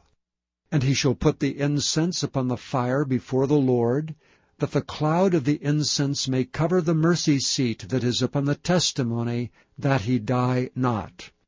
And he shall take of the blood of the bullock, and sprinkle it with his finger upon the mercy seat eastward, and before the mercy seat shall he sprinkle of the blood with his finger 7 times. Then shall he kill the goat of the sin offering that is for the people, and bring his blood within the veil, and do with that blood as he did with the blood of the bullock, and sprinkle it upon the mercy seat, and before the mercy seat. And he shall make an atonement for the holy place, because of the uncleanness of the children of Israel, and because of their transgressions and all their sins, and so shall he do for the tabernacle of the congregation that remaineth among them in the midst of their uncleanness. And there shall be no man in the tabernacle of the congregation when he goeth in to make an atonement in the holy place, until he come out and have made an atonement for himself, and for his household, and for all the congregation of Israel. And he shall go out unto the altar that is before the Lord, and make an atonement for it, and shall take of the blood of the bullock, and of the blood of the goat, and put it upon the horns of the altar round about. And he shall sprinkle of the blood upon it with his finger 7 times, and cleanse it, and hallow it from the uncleanness of the children of Israel. And when he hath made an end of reconciling the holy place, and the tabernacle of the congregation, and the altar, he shall bring the live goat. And Aaron shall lay both his hands upon the head of the live goat, and confess over him all the iniquities of the children of Israel, and all their transgressions and all their sins, putting them upon the head of the goat, and shall send him away by the hand of a fit man into the wilderness. And the goat shall bear upon him all their iniquities unto a land not inhabited, and he shall let go the goat in the wilderness. And Aaron shall come into the tabernacle of the congregation, and shall put off the linen garments which he put on when he went into the holy place, and shall leave them there. And he shall wash his flesh with water in the holy place, and put on his garments, and come forth, and offer his burnt offering and the burnt offering of the people, and make an atonement for himself and for the people. And the fat of the sin offering shall he burn upon the altar. And he that let go the goat for the scapegoat shall wash his clothes, and bathe his flesh in water, and afterward come into the camp.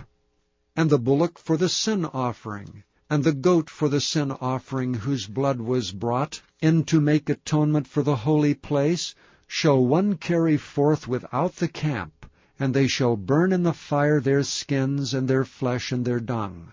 And he that burneth them shall wash his clothes, and bathe his flesh in water, and afterward he shall come into the camp. And this shall be a statute forever unto you, that in the 7th month, on the 10th day of the month, ye shall afflict your souls, and do no work at all, whether it be one of your own country, or a stranger that sojourneth among you. For on that day shall the priest make an atonement for you, to cleanse you, that ye may be clean from all your sins before the Lord. It shall be a Sabbath of rest unto you, and ye shall afflict your souls by a statute forever. And the priest, whom he shall anoint, and whom he shall consecrate to minister in the priest's office in his father's stead, shall make the atonement, and shall put on linen clothes, even the holy garments. And he shall make an atonement for the holy sanctuary, and he shall make an atonement for the tabernacle of the congregation, and for the altar, and he shall make an atonement for the priests, and for all the people of the congregation. And this shall be an everlasting statute unto you, to make an atonement for the children of Israel and all their sins once a year. And he did as the Lord commanded Moses. Chapter 17. And the Lord spake unto Moses, saying, Speak unto Aaron, and unto his sons, and unto all the children of Israel, and say unto them, This is the thing which the Lord hath commanded, saying, What man soever there be of the house of Israel that killeth an ox, or lamb, or goat in the camp, or that killeth it out of the camp, and bringeth it not unto the door of the tabernacle of the congregation, to offer an offering unto the Lord before the tabernacle of the Lord, blood shall be imputed unto that man. He hath shed blood, and that man shall be cut off from among his people. To the end that the children of Israel may bring their sacrifices which they offer in the open field, even that they may bring them unto the Lord, unto the door of the tabernacle of the congregation, unto the priest, and offer them for peace offerings unto the Lord. And the priest shall sprinkle the blood upon the altar of the Lord at the door of the tabernacle of the congregation, and burn the fat for a sweet savour unto the Lord. And they shall no more offer their sacrifices unto devils, after whom they have gone a-whoring. This shall be a statute for ever unto them, throughout their generations. And thou shalt say unto them, Whatsoever man there be of the house of Israel, or of the strangers which sojourn among you, that offereth a burnt offering or sacrifice, and bringeth it not unto the door of the tabernacle of the congregation to offer it unto the Lord, even that man shall be cut off from among his people. And whatsoever man there be of the house of Israel, or of the strangers that sojourn among you, that eateth any manner of blood, I will even set my face against that soul that eateth blood, and will cut him off from among his people. For the life of the flesh is in the blood, and I have given it to you upon the altar, to make an atonement for your souls, for it is the blood that maketh an atonement for the soul. Therefore I said unto the children of Israel, No soul of you shall eat blood, neither shall any stranger that sojourneth among you eat blood. And whatsoever man there be of the children of Israel, or of the strangers that sojourn among you, which hunteth and catcheth any beast or fowl that may be eaten, he shall even pour out the blood thereof, and cover it with dust. For it is the life of all flesh, the blood of it is for the life thereof. Therefore I said unto the children of Israel, Ye shall eat the blood of no manner of flesh, for the life of all flesh is the blood thereof. Whosoever eateth it shall be cut off. And every soul that eateth that which died of itself, or that which was torn with beasts, whether it be one of your own country or a stranger, he shall both wash his clothes, and bathe himself in water, and be unclean until the even. Then shall he be clean. But if he wash them not, nor bathe his flesh, then he shall bear his iniquity. Chapter 18.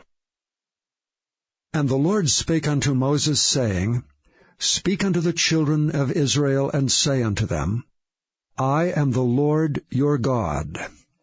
After the doings of the land of Egypt, wherein ye dwelt, shall ye not do.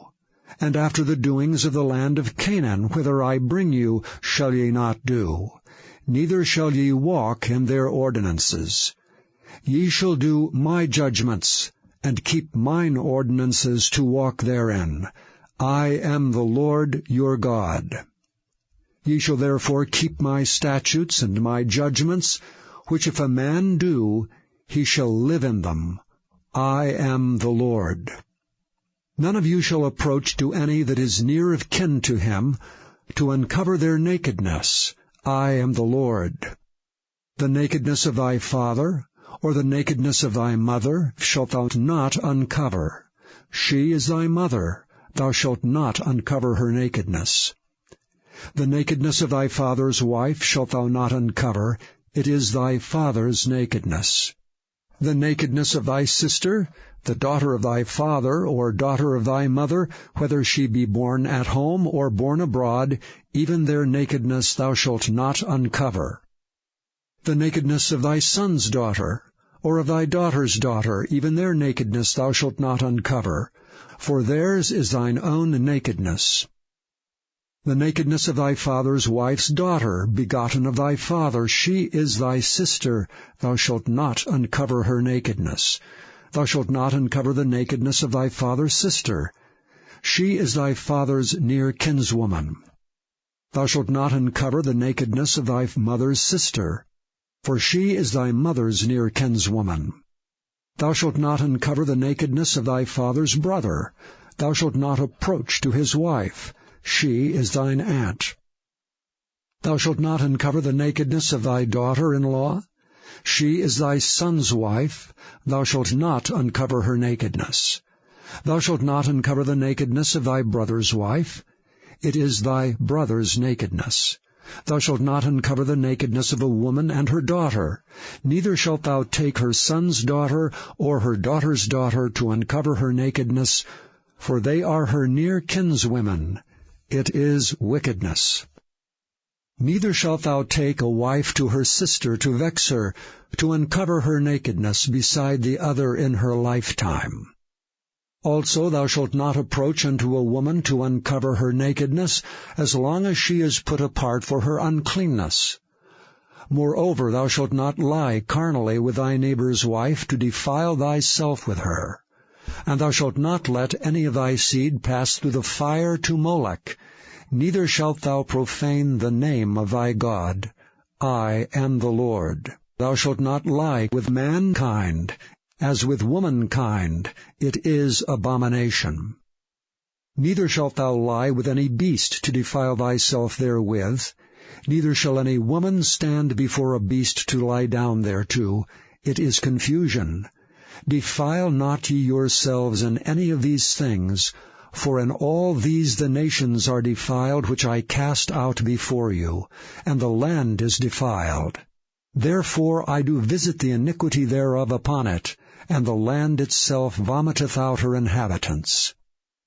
Ye shall therefore keep my statutes and my judgments, and shall not commit any of these abominations, neither any of your own nation, nor any stranger that sojourneth among you. For all these abominations have the men of the land done, which were before you, and the land is defiled. That the land spew not you out also when ye defile it, as it spewed out the nations that were before you. For whosoever shall commit any of these abominations, even the souls that commit them shall be cut off from among their people. Therefore shall ye keep mine ordinance, that ye commit not any one of these abominable customs, which were committed before you, and that ye defile not yourselves therein. I am the Lord your God. Chapter 19. And the Lord spake unto Moses, saying, Speak unto all the congregation of the children of Israel, and say unto them, Ye shall be holy, for I, the Lord your God, am holy. Ye shall fear every man his mother and his father, and keep my Sabbaths. I am the Lord your God. Turn ye not unto idols, nor make to yourselves molten gods. I am the Lord your God.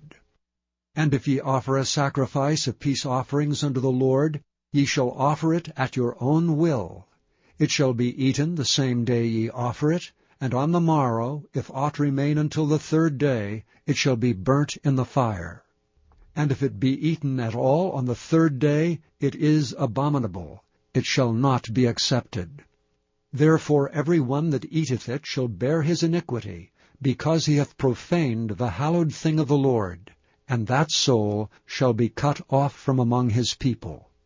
And when ye reap the harvest of your land, thou shalt not wholly reap the corners of thy field, neither shalt thou gather the gleanings of thy harvest. And thou shalt not glean thy vineyard, neither shalt thou gather every grape of thy vineyard. Thou shalt leave them for the poor and stranger. I am the Lord your God. Ye shall not steal, neither deal falsely, neither lie one to another. And ye shall not swear by my name falsely, neither shalt thou profane the name of thy God. I am the Lord. Thou shalt not defraud thy neighbor, neither rob him. The wages of him that is hired shall not abide with thee all night until the morning.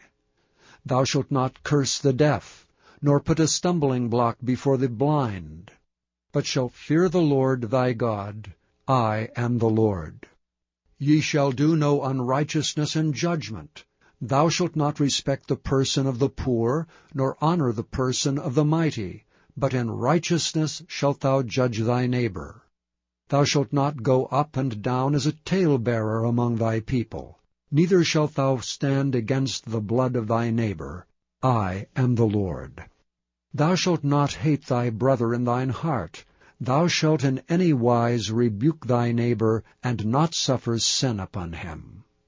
Thou shalt not avenge nor bear any grudge against the children of thy people, but thou shalt love thy neighbor as thyself. I am the Lord. Ye shall keep my statutes. Thou shalt not let thy cattle gender with a diverse kind. Thou shalt not sow thy field with mingled seed. Neither shall a garment mingled of linen and woolen come upon thee. And whosoever lieth carnally with a woman, that is a bondmaid betrothed to an husband, and not at all redeemed, nor freedom given her, she shall be scourged. They shall not be put to death, because she was not free. And he shall bring his trespass offering unto the Lord, unto the door of the tabernacle of the congregation, even a ram for a trespass offering. And the priest shall make an atonement for him with the ram of the trespass offering before the Lord for his sin which he hath done, and the sin which he hath done shall be forgiven him. And when ye shall come into the land, and shall have planted all manner of trees for food, then ye shall count the fruit thereof as uncircumcised. 3 years shall it be as uncircumcised unto you. It shall not be eaten of. But in the 4th year all the fruit thereof shall be holy to praise the Lord withal. And in the 5th year shall ye eat of the fruit thereof, that it may yield unto you the increase thereof. I am the Lord your God. Ye shall not eat anything with blood, neither shall ye use enchantment, nor observe times. Ye shall not round the corners of your heads, neither shalt thou mar the corners of thy beard. Ye shall not make any cuttings in your flesh for the dead, nor print any marks upon you. I am the Lord. Do not prostitute thy daughter to cause her to be a whore, lest the land fall to whoredom, and the land become full of wickedness. Ye shall keep my Sabbaths, and reverence my sanctuary. I am the Lord. Regard not them that have familiar spirits, neither seek after wizards to be defiled by them. I am the Lord your God. Thou shalt rise up before the hoary head, and honor the face of the old man, and fear thy God. I am the Lord. And if a stranger sojourn with thee in your land, ye shall not vex him. But the stranger that dwelleth with you shall be unto you as one born among you, and thou shalt love him as thyself. For ye were strangers in the land of Egypt. I am the Lord your God. Ye shall do no unrighteousness in judgment, in meter yard, in weight, or in measure. Just balances, just weights, a just ephah, and a just hin shall ye have. I am the Lord your God, which brought you out of the land of Egypt. Therefore shall ye observe all my statutes, and all my judgments, and do them. I am the Lord. Chapter 20. And the Lord spake unto Moses, saying, Again thou shalt say to the children of Israel, Whosoever he be of the children of Israel, or of the strangers that sojourn in Israel, that giveth any of his seed unto Moloch, he shall surely be put to death. The people of the land shall stone him with stones. And I will set my face against that man, and will cut him off from among his people, because he hath given of his seed unto Moloch to defile my sanctuary, and to profane my holy name. And if the people of the land do any ways hide their eyes from the man, when he giveth of his seed unto Moloch, and kill him not, then I will set my face against that man, and against his family, and will cut him off, and all that go a-whoring after him, to commit whoredom with Moloch, from among their people. And the soul that turneth after such as have familiar spirits, and after wizards, to go a-whoring after them, I will even set my face against that soul, and will cut him off from among his people. Sanctify yourselves therefore, and be ye holy, for I am the Lord your God. And ye shall keep my statutes, and do them. I am the Lord which sanctify you. For every one that curseth his father or his mother shall be surely put to death. He hath cursed his father or his mother, his blood shall be upon him. And the man that committeth adultery with another man's wife, even he that committeth adultery with his neighbour's wife, the adulterer and the adulteress shall surely be put to death. And the man that lieth with his father's wife hath uncovered his father's nakedness. Both of them shall surely be put to death. Their blood shall be upon them. And if a man lie with his daughter-in-law, both of them shall surely be put to death. They have wrought confusion. Their blood shall be upon them. If a man also lie with mankind, as he lieth with a woman, both of them have committed an abomination. They shall surely be put to death, their blood shall be upon them. And if a man take a wife and her mother, it is wickedness. They shall be burnt with fire, both he and they, that there be no wickedness among you. And if a man lie with a beast, he shall surely be put to death, and ye shall slay the beast. And if a woman approach unto any beast, and lie down thereto, thou shalt kill the woman and the beast. They shall surely be put to death. Their blood shall be upon them.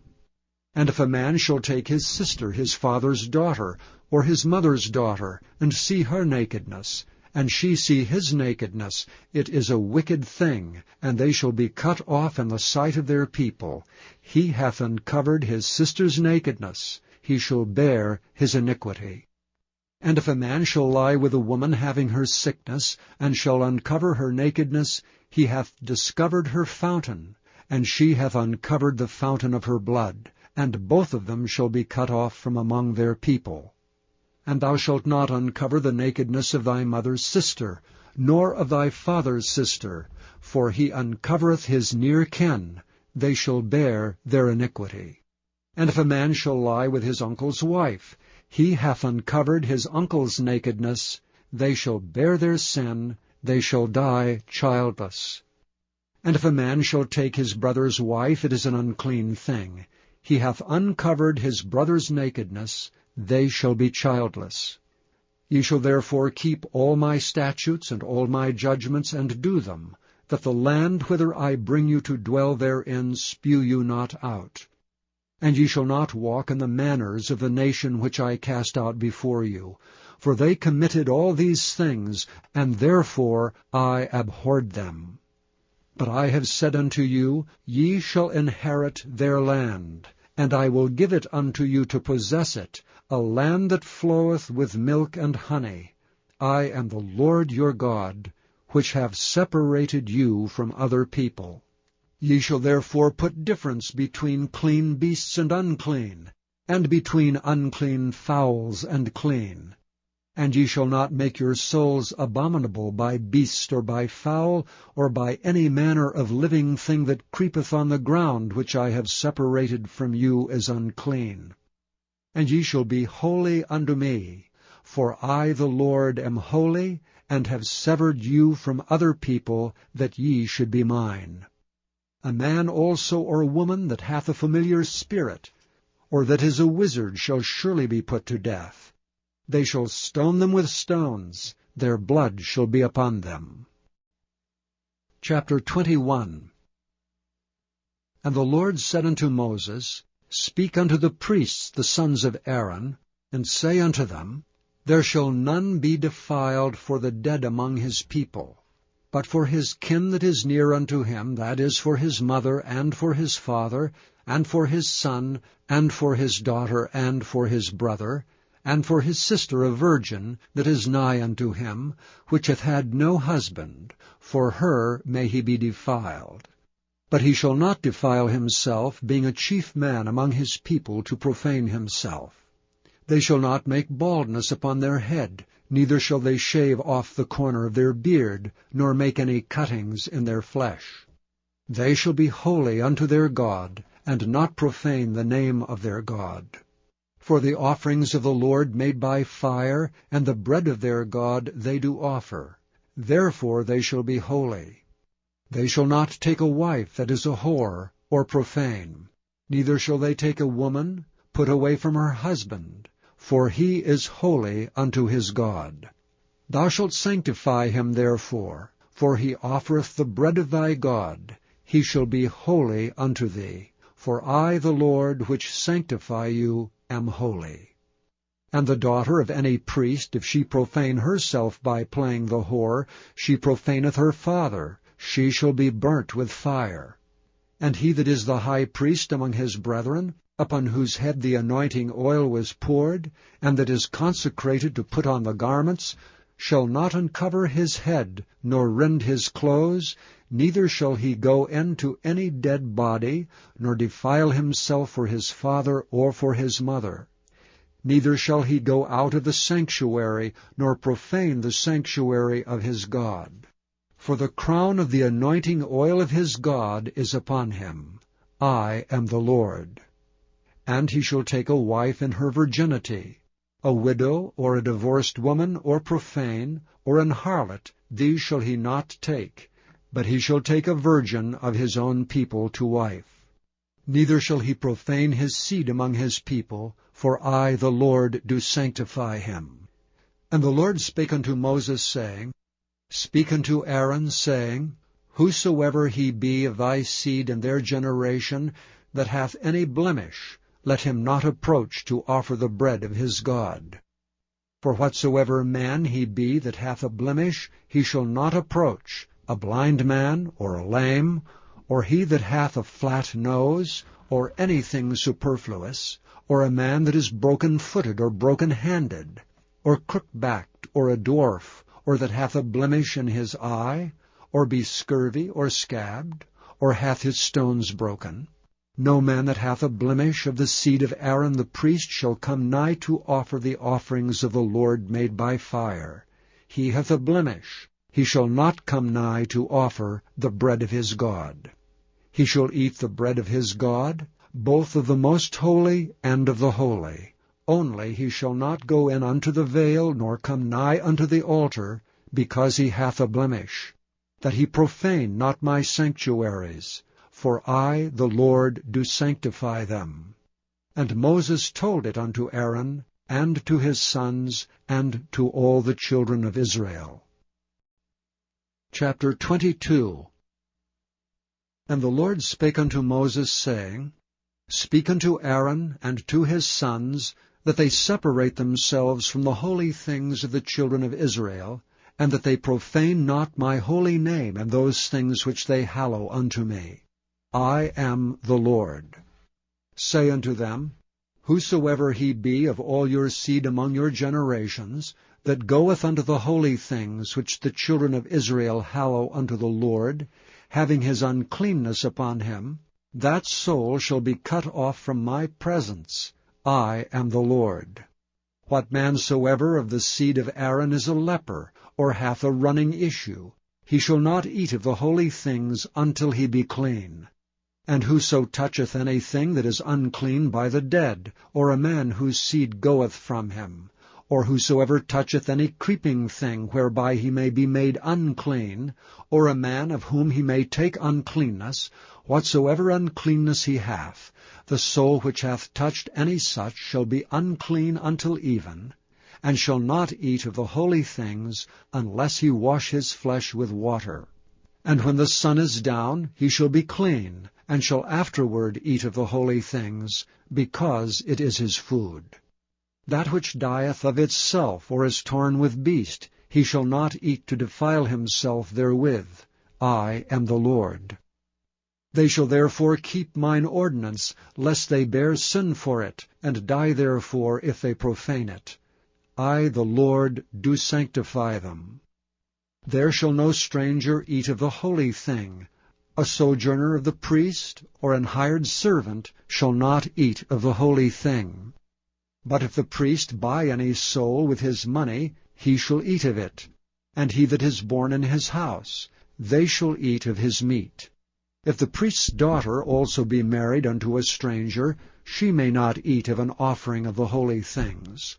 But if the priest's daughter be a widow, or divorced, and have no child, and is returned unto her father's house as in her youth, she shall eat of her father's meat.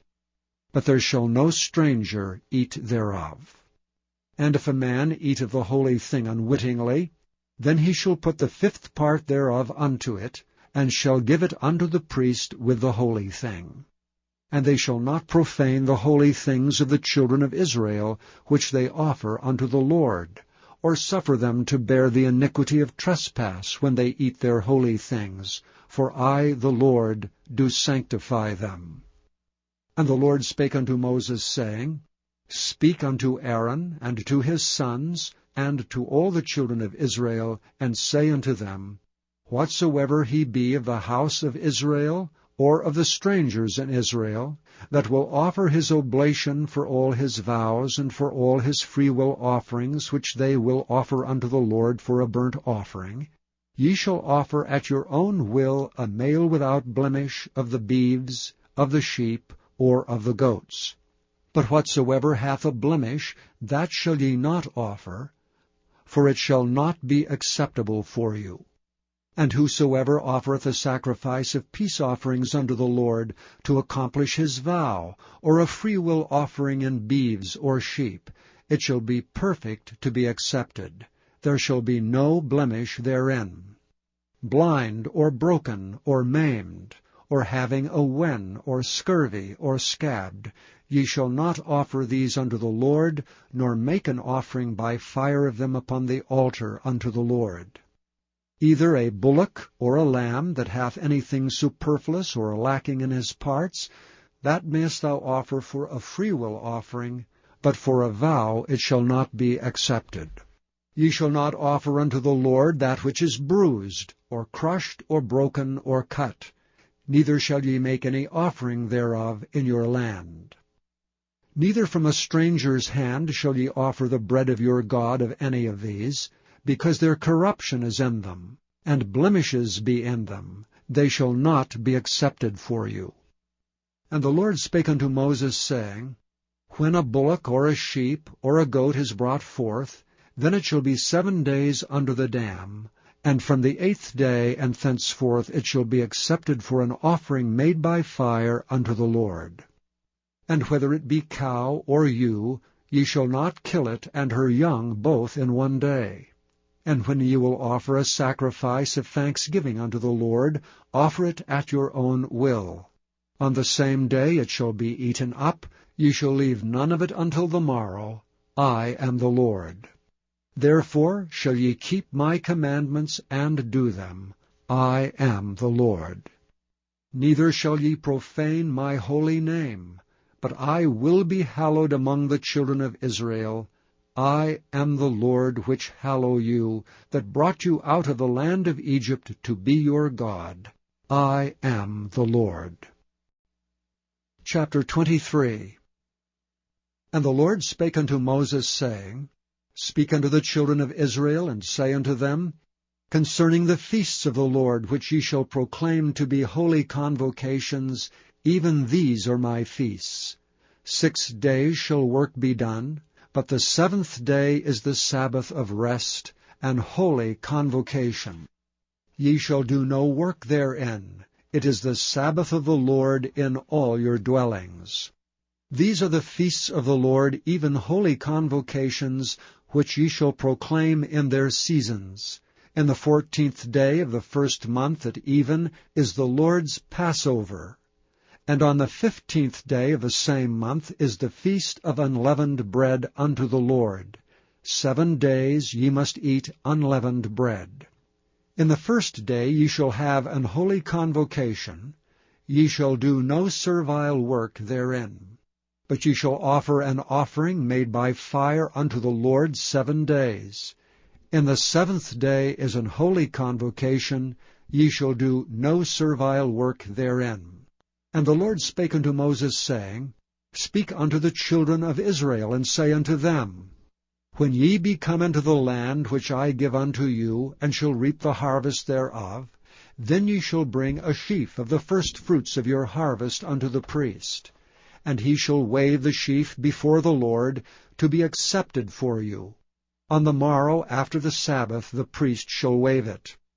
And ye shall offer that day, when ye wave the sheaf, an he lamb without blemish of the first year for a burnt offering unto the Lord. And the meat offering thereof shall be 2/10 deals of fine flour mingled with oil, an offering made by fire unto the Lord for a sweet savour. And the drink offering thereof shall be of wine, the 4th part of an hin. And ye shall eat neither bread, nor parched corn, nor green ears, until the selfsame day that ye have brought an offering unto your God. It shall be a statute forever throughout your generations in all your dwellings. And ye shall count unto you from the morrow after the Sabbath, from the day that ye brought the sheaf of the wave offering, 7 Sabbaths shall be complete. Even unto the morrow after the 7th Sabbath shall ye number 50 days, and ye shall offer a new meat offering unto the Lord. Ye shall bring out of your habitations 2 wave loaves of 2/10 deals. They shall be of fine flour. They shall be baken with leaven. They are the firstfruits unto the Lord. And ye shall offer with the bread 7 lambs without blemish of the first year, and 1 young bullock, and 2 rams. They shall be for a burnt offering unto the Lord, with their meat offering and their drink offerings, even an offering made by fire of sweet savour unto the Lord. Then ye shall sacrifice 1 kid of the goats for a sin offering, and 2 lambs of the first year for a sacrifice of peace offerings. And the priest shall wave them with the bread of the firstfruits for a wave offering before the Lord, with the 2 lambs. They shall be holy to the Lord for the priest. And ye shall proclaim on the selfsame day, that it may be an holy convocation unto you. Ye shall do no servile work therein. It shall be a statute forever in all your dwellings throughout your generations. And when ye reap the harvest of your land, thou shalt not make clean riddance of the corners of thy field when thou reapest, neither shalt thou gather any gleaning of thy harvest. Thou shalt leave them unto the poor and to the stranger. I am the Lord your God. And the Lord spake unto Moses, saying, Speak unto the children of Israel, saying, In the 7th month, in the 1st day of the month, shall ye have a Sabbath, a memorial of blowing of trumpets, and holy convocation. Ye shall do no servile work therein, but ye shall offer an offering made by fire unto the Lord. And the Lord spake unto Moses, saying, Also on the 10th day of this 7th month there shall be a day of atonement. It shall be an holy convocation unto you, and ye shall afflict your souls, and offer an offering made by fire unto the Lord. And ye shall do no work in that same day, for it is a day of atonement, to make an atonement for you before the Lord your God. For whatsoever soul it be that shall not be afflicted in that same day, he shall be cut off from among his people. And whatsoever soul it be that doeth any work in that same day, the same soul will I destroy from among his people. Ye shall do no manner of work.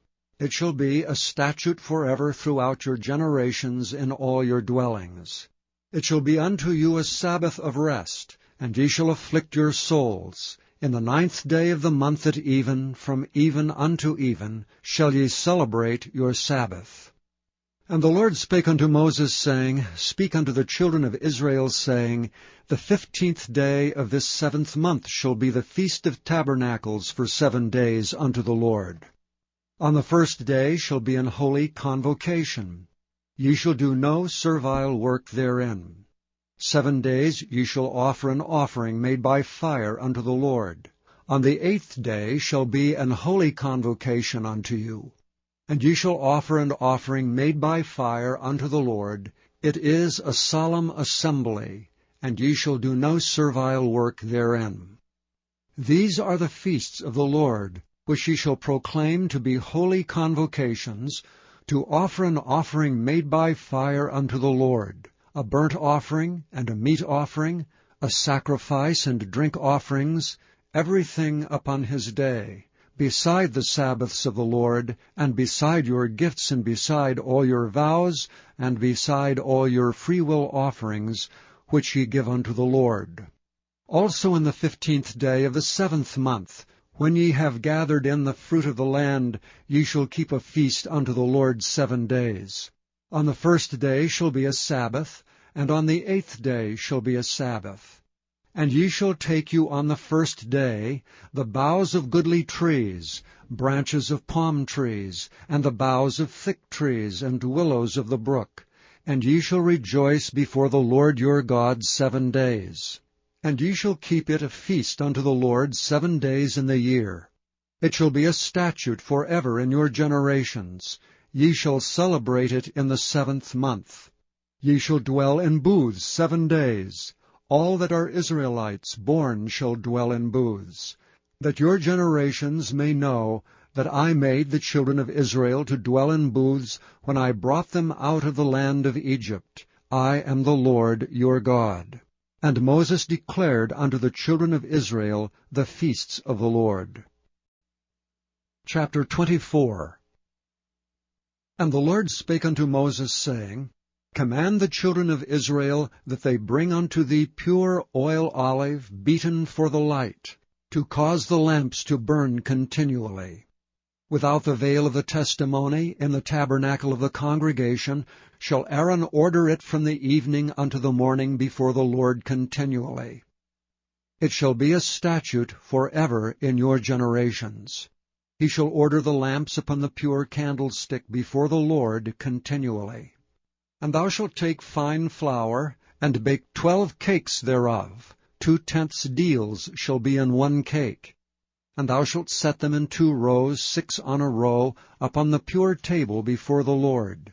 And thou shalt put pure frankincense upon each row, that it may be on the bread for a memorial, even an offering made by fire unto the Lord. Every Sabbath he shall set it in order before the Lord continually, being taken from the children of Israel by an everlasting covenant. And it shall be Aaron's and his sons, and they shall eat it in the holy place. For it is most holy unto him of the offerings of the Lord made by fire by a perpetual statute. And the son of an Israelitish woman, whose father was an Egyptian, went out among the children of Israel, and this son of the Israelitish woman and a man of Israel strove together in the camp. And the Israelitish woman's son blasphemed the name of the Lord and cursed. And they brought him unto Moses, and his mother's name was Shelomith, the daughter of Dibri, of the tribe of Dan. And they put him in ward, that the mind of the Lord might be showed them. And the Lord spake unto Moses, saying, Bring forth him that hath cursed without the camp, and let all that heard him lay their hands upon his head, and let all the congregation stone him. And thou shalt speak unto the children of Israel, saying, Whosoever curseth his God shall bear his sin. And he that blasphemeth the name of the Lord, he shall surely be put to death, and all the congregation shall certainly stone him, as well the stranger as he that is born in the land, when he blasphemeth the name of the Lord, shall be put to death. And he that killeth any man shall surely be put to death. And he that killeth a beast shall make it good, beast for beast. And if a man cause a blemish in his neighbor, as he hath done, so shall it be done to him. Breach for breach, eye for eye, tooth for tooth. As he hath caused a blemish in a man, so shall it be done to him again. And he that killeth a beast, he shall restore it. And he that killeth a man, he shall be put to death. Ye shall have one manner of law, as well for the stranger as for one of your own country, for I am the Lord your God. And Moses spake to the children of Israel, that they should bring forth him that had cursed out of the camp, and stone him with stones. And the children of Israel did as the Lord commanded Moses. Chapter 25. And the Lord spake unto Moses in Mount Sinai, saying, Speak unto the children of Israel, and say unto them, When ye come into the land which I give you, then shall the land keep a Sabbath unto the Lord. 6 years thou shalt sow thy fields, and 6 years thou shalt prune thy vineyard, and gather in the fruit thereof. But in the 7th year shall be a Sabbath of rest unto the land, a Sabbath for the Lord. Thou shalt neither sow thy field, nor prune thy vineyard. That which groweth of its own accord by thy harvest thou shalt not reap, neither gather the grapes of thy vine undressed, for it is a year of rest unto the land. And the Sabbath of the land shall be meat for you, for thee, and for thy servant, and for thy maid, and for thy hired servant, and for thy stranger that sojourneth with thee, and for thy cattle, and for the beasts that are in thy land, shall all the increase thereof be meat. And thou shalt number 7 Sabbaths of years unto thee, 7 times 7 years. And the space of the 7 Sabbaths of years shall be unto thee 49 years. Then shalt thou cause the trumpet of the Jubilee to sound on the 10th day of the 7th month. In the day of atonement shall ye make the trumpet sound throughout all your land.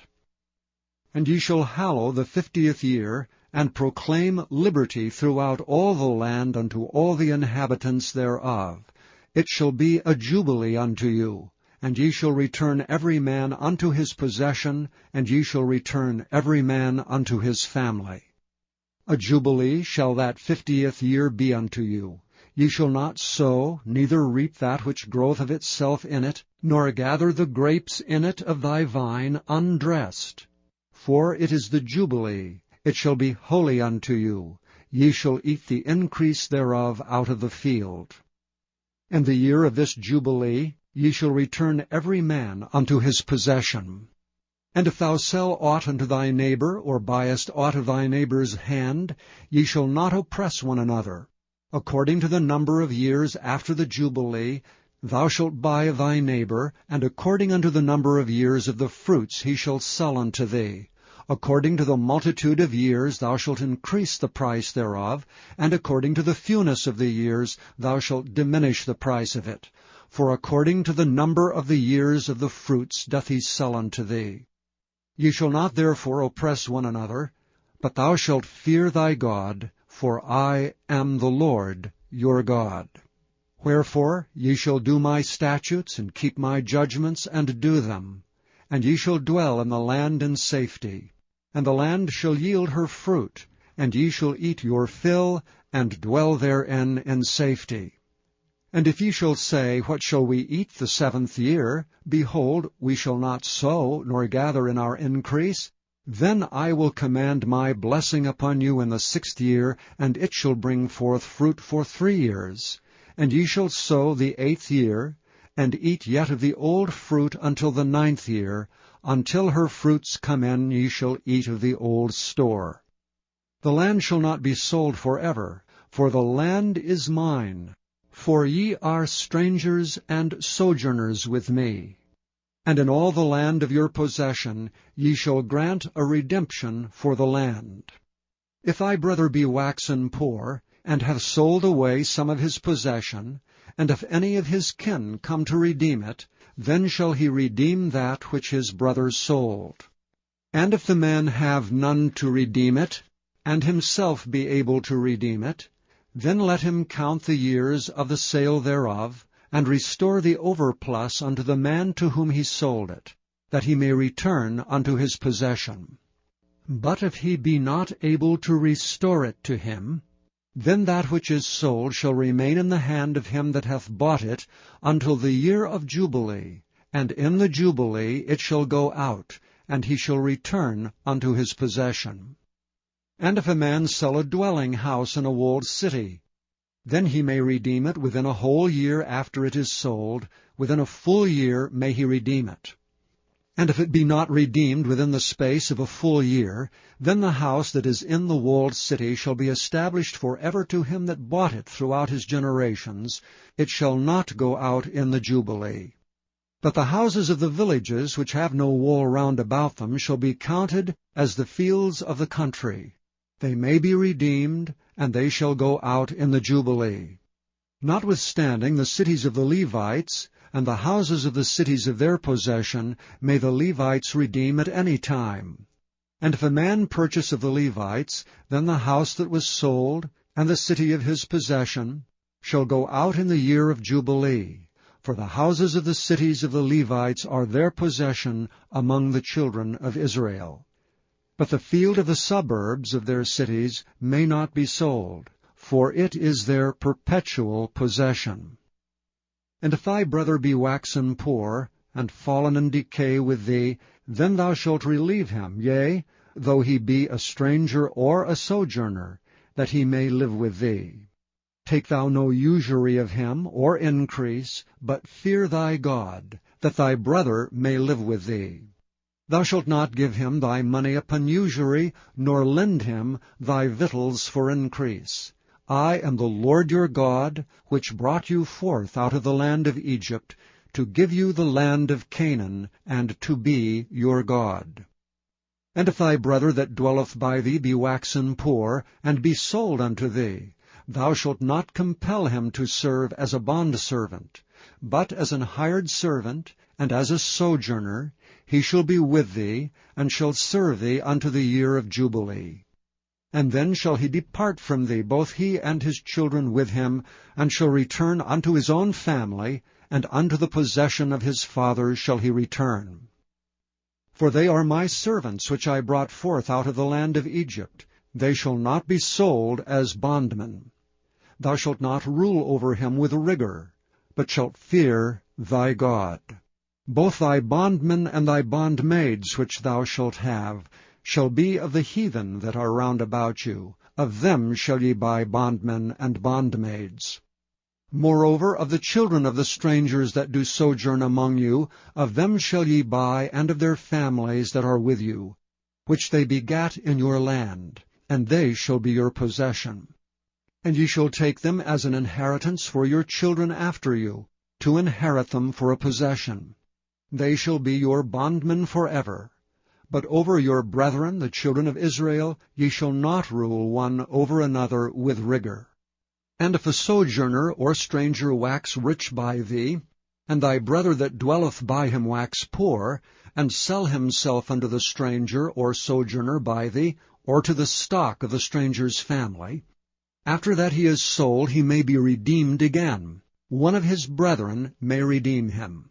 Either his uncle or his uncle's son may redeem him, or any that is nigh of kin unto him of his family may redeem him. Or, if he be able, he may redeem himself. And he shall reckon with him that bought him from the year that he was sold to him unto the year of Jubilee. And the price of his sale shall be according unto the number of years, according to the time of an hired servant shall it be with him. If there be yet many years behind, according unto them he shall give again the price of his redemption out of the money that he was bought for. And if there remain but few years unto the year of Jubilee, then he shall count with him, and according unto his years shall he give him again the price of his redemption. And as a yearly hired servant shall he be with him, and the other shall not rule with rigor over him in thy sight.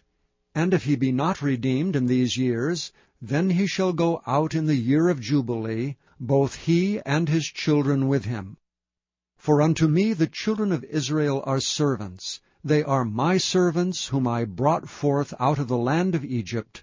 I am the Lord your God. Chapter 26. Ye shall make you no idols nor graven image, neither rear you up a standing image, neither shall ye set up any image of stone in your land to bow down unto it, for I am the Lord your God. Ye shall keep my Sabbaths, and reverence my sanctuary. I am the Lord. If ye walk in my statutes, and keep my commandments, and do them, then I will give you rain in due season, and the land shall yield her increase, and the trees of the field shall yield their fruit. And your threshing shall reach unto the vintage, and the vintage shall reach unto the sowing time, and ye shall eat your bread to the full, and dwell in your land safely. And I will give you peace in the land, and ye shall lie down, and none shall make you afraid. And I will rid evil beasts out of the land, neither shall the sword go through your land. And ye shall chase your enemies, and they shall fall before you by the sword.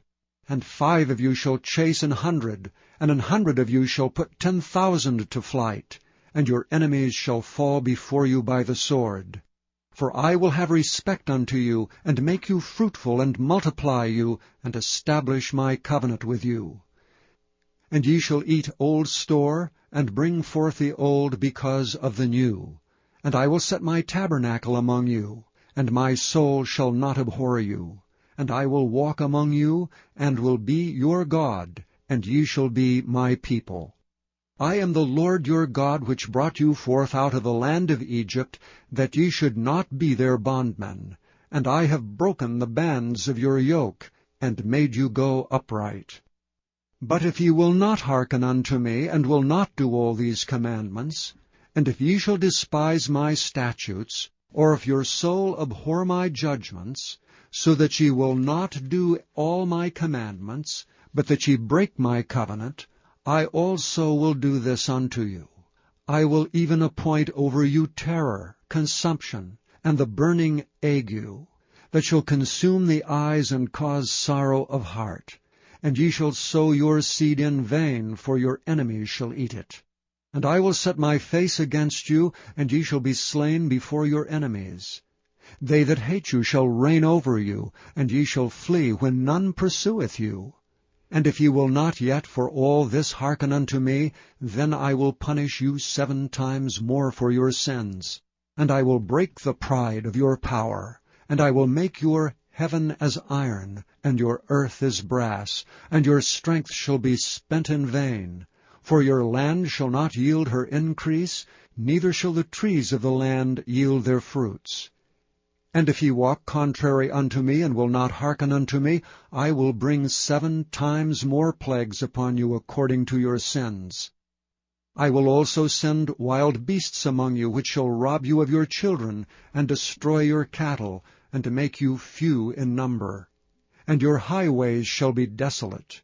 And if ye will not be reformed by me by these things, but will walk contrary unto me, then will I also walk contrary unto you, and will punish you yet 7 times for your sins.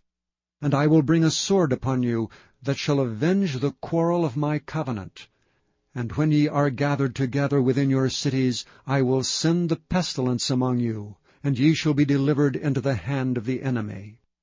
And when I have broken the staff of your bread, 10 women shall bake your bread in 1 oven, and they shall deliver you your bread again by weight, and ye shall eat and not be satisfied. And if ye will not for all this hearken unto me, but walk contrary unto me, then I will walk contrary unto you also in fury. And I, even I, will chastise you 7 times for your sins. And ye shall eat the flesh of your sons, and the flesh of your daughters shall ye eat, and I will destroy your high places, and cut down your images, and cast your carcasses upon the carcasses of your idols, and my soul shall abhor you. And I will make your cities waste, and bring your sanctuaries unto desolation, and I will not smell the savour of your sweet odours. And I will bring the land unto desolation, and your enemies which dwell therein shall be astonished at it. And I will scatter you among the heathen, and will draw out a sword after you, and your land shall be desolate, and your cities waste. Then shall the land enjoy her Sabbaths, as long as it lieth desolate, and ye be in your enemy's land, even then shall the land rest, and enjoy her Sabbaths. As long as it lieth desolate, it shall rest, because it did not rest in your Sabbaths, when ye dwelt upon it.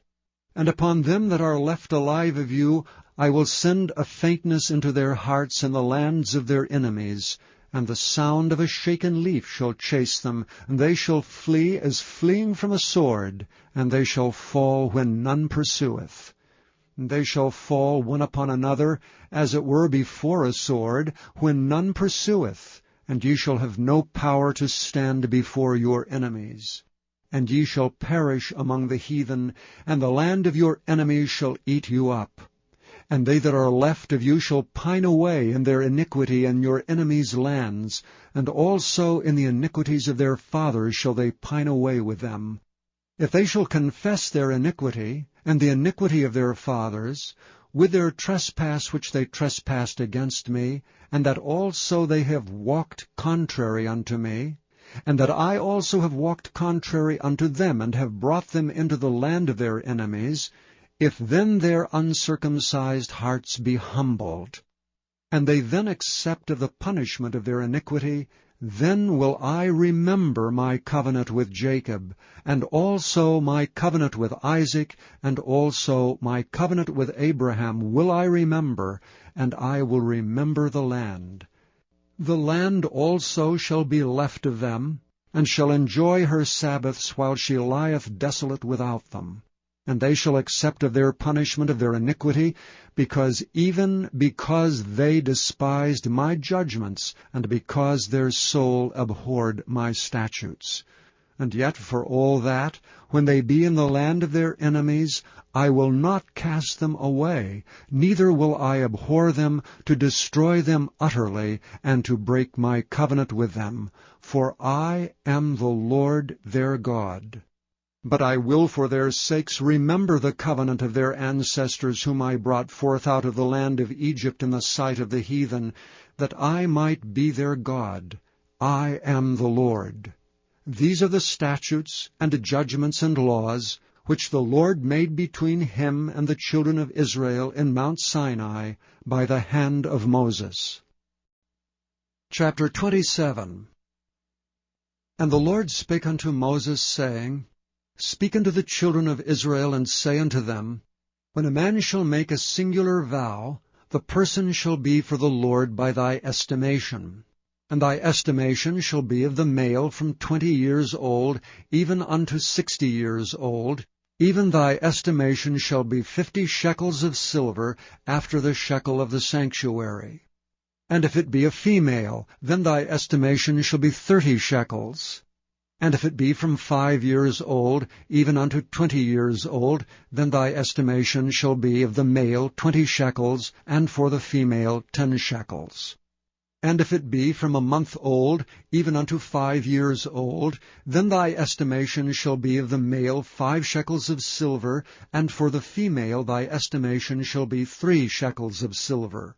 And if it be from 60 years old and above, if it be a male, then thy estimation shall be 15 shekels, and for the female 10 shekels.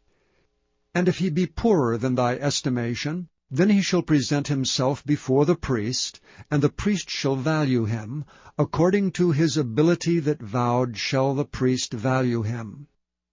And if it be a beast whereof man bring an offering unto the Lord, all that any man giveth of such unto the Lord shall be holy.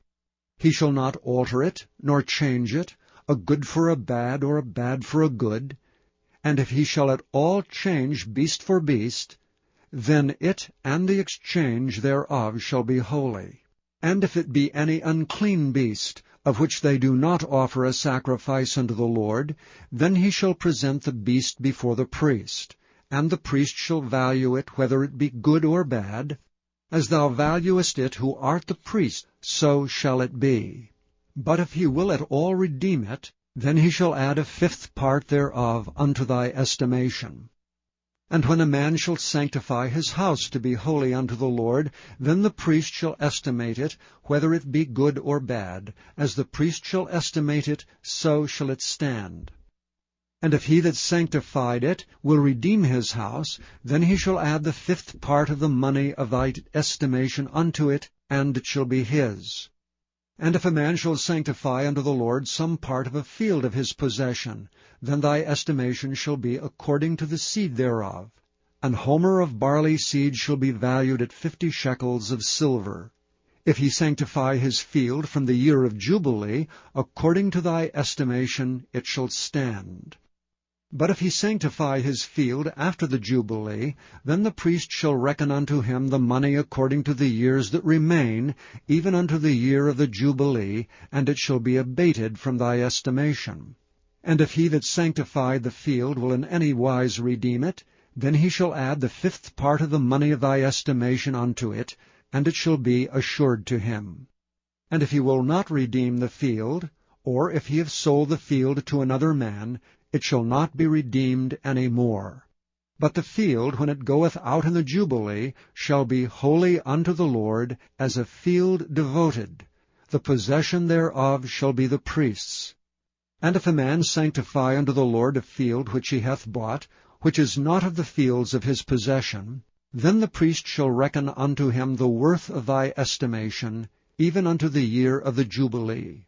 And he shall give thine estimation in that day as a holy thing unto the Lord. And in the year of the Jubilee the field shall return unto him of whom it was bought, even to him to whom the possession of the land did belong. And all thy estimation shall be according to the shekel of the sanctuary, 20 gerahs shall be the shekel. Only the firstling of the beasts which should be the Lord's firstling, no man shall sanctify it, whether it be ox or sheep, it is the Lord's.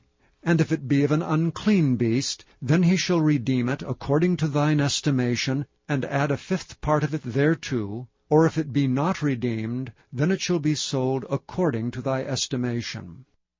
Notwithstanding, no devoted thing that a man shall devote unto the Lord of all that he hath, both of man and beast, and of the field of his possession, shall be sold or redeemed. Every devoted thing is most holy unto the Lord. None devoted which shall be devoted of men shall be redeemed, but shall surely be put to death. And all the tithe of the land, whether of the seed of the land or of the fruit of the tree, is the Lord's. It is holy unto the Lord. And if a man will at all redeem aught of his tithes, he shall add thereto the 5th part thereof. And concerning the tithe of the herd, or of the flock, even of whatsoever passeth under the rod, the 10th shall be holy unto the Lord. He shall not search whether it be good or bad, neither shall he change it. And if he change it at all, then both it and the change thereof shall be holy, it shall not be redeemed. These are the commandments which the Lord commanded Moses for the children of Israel in Mount Sinai.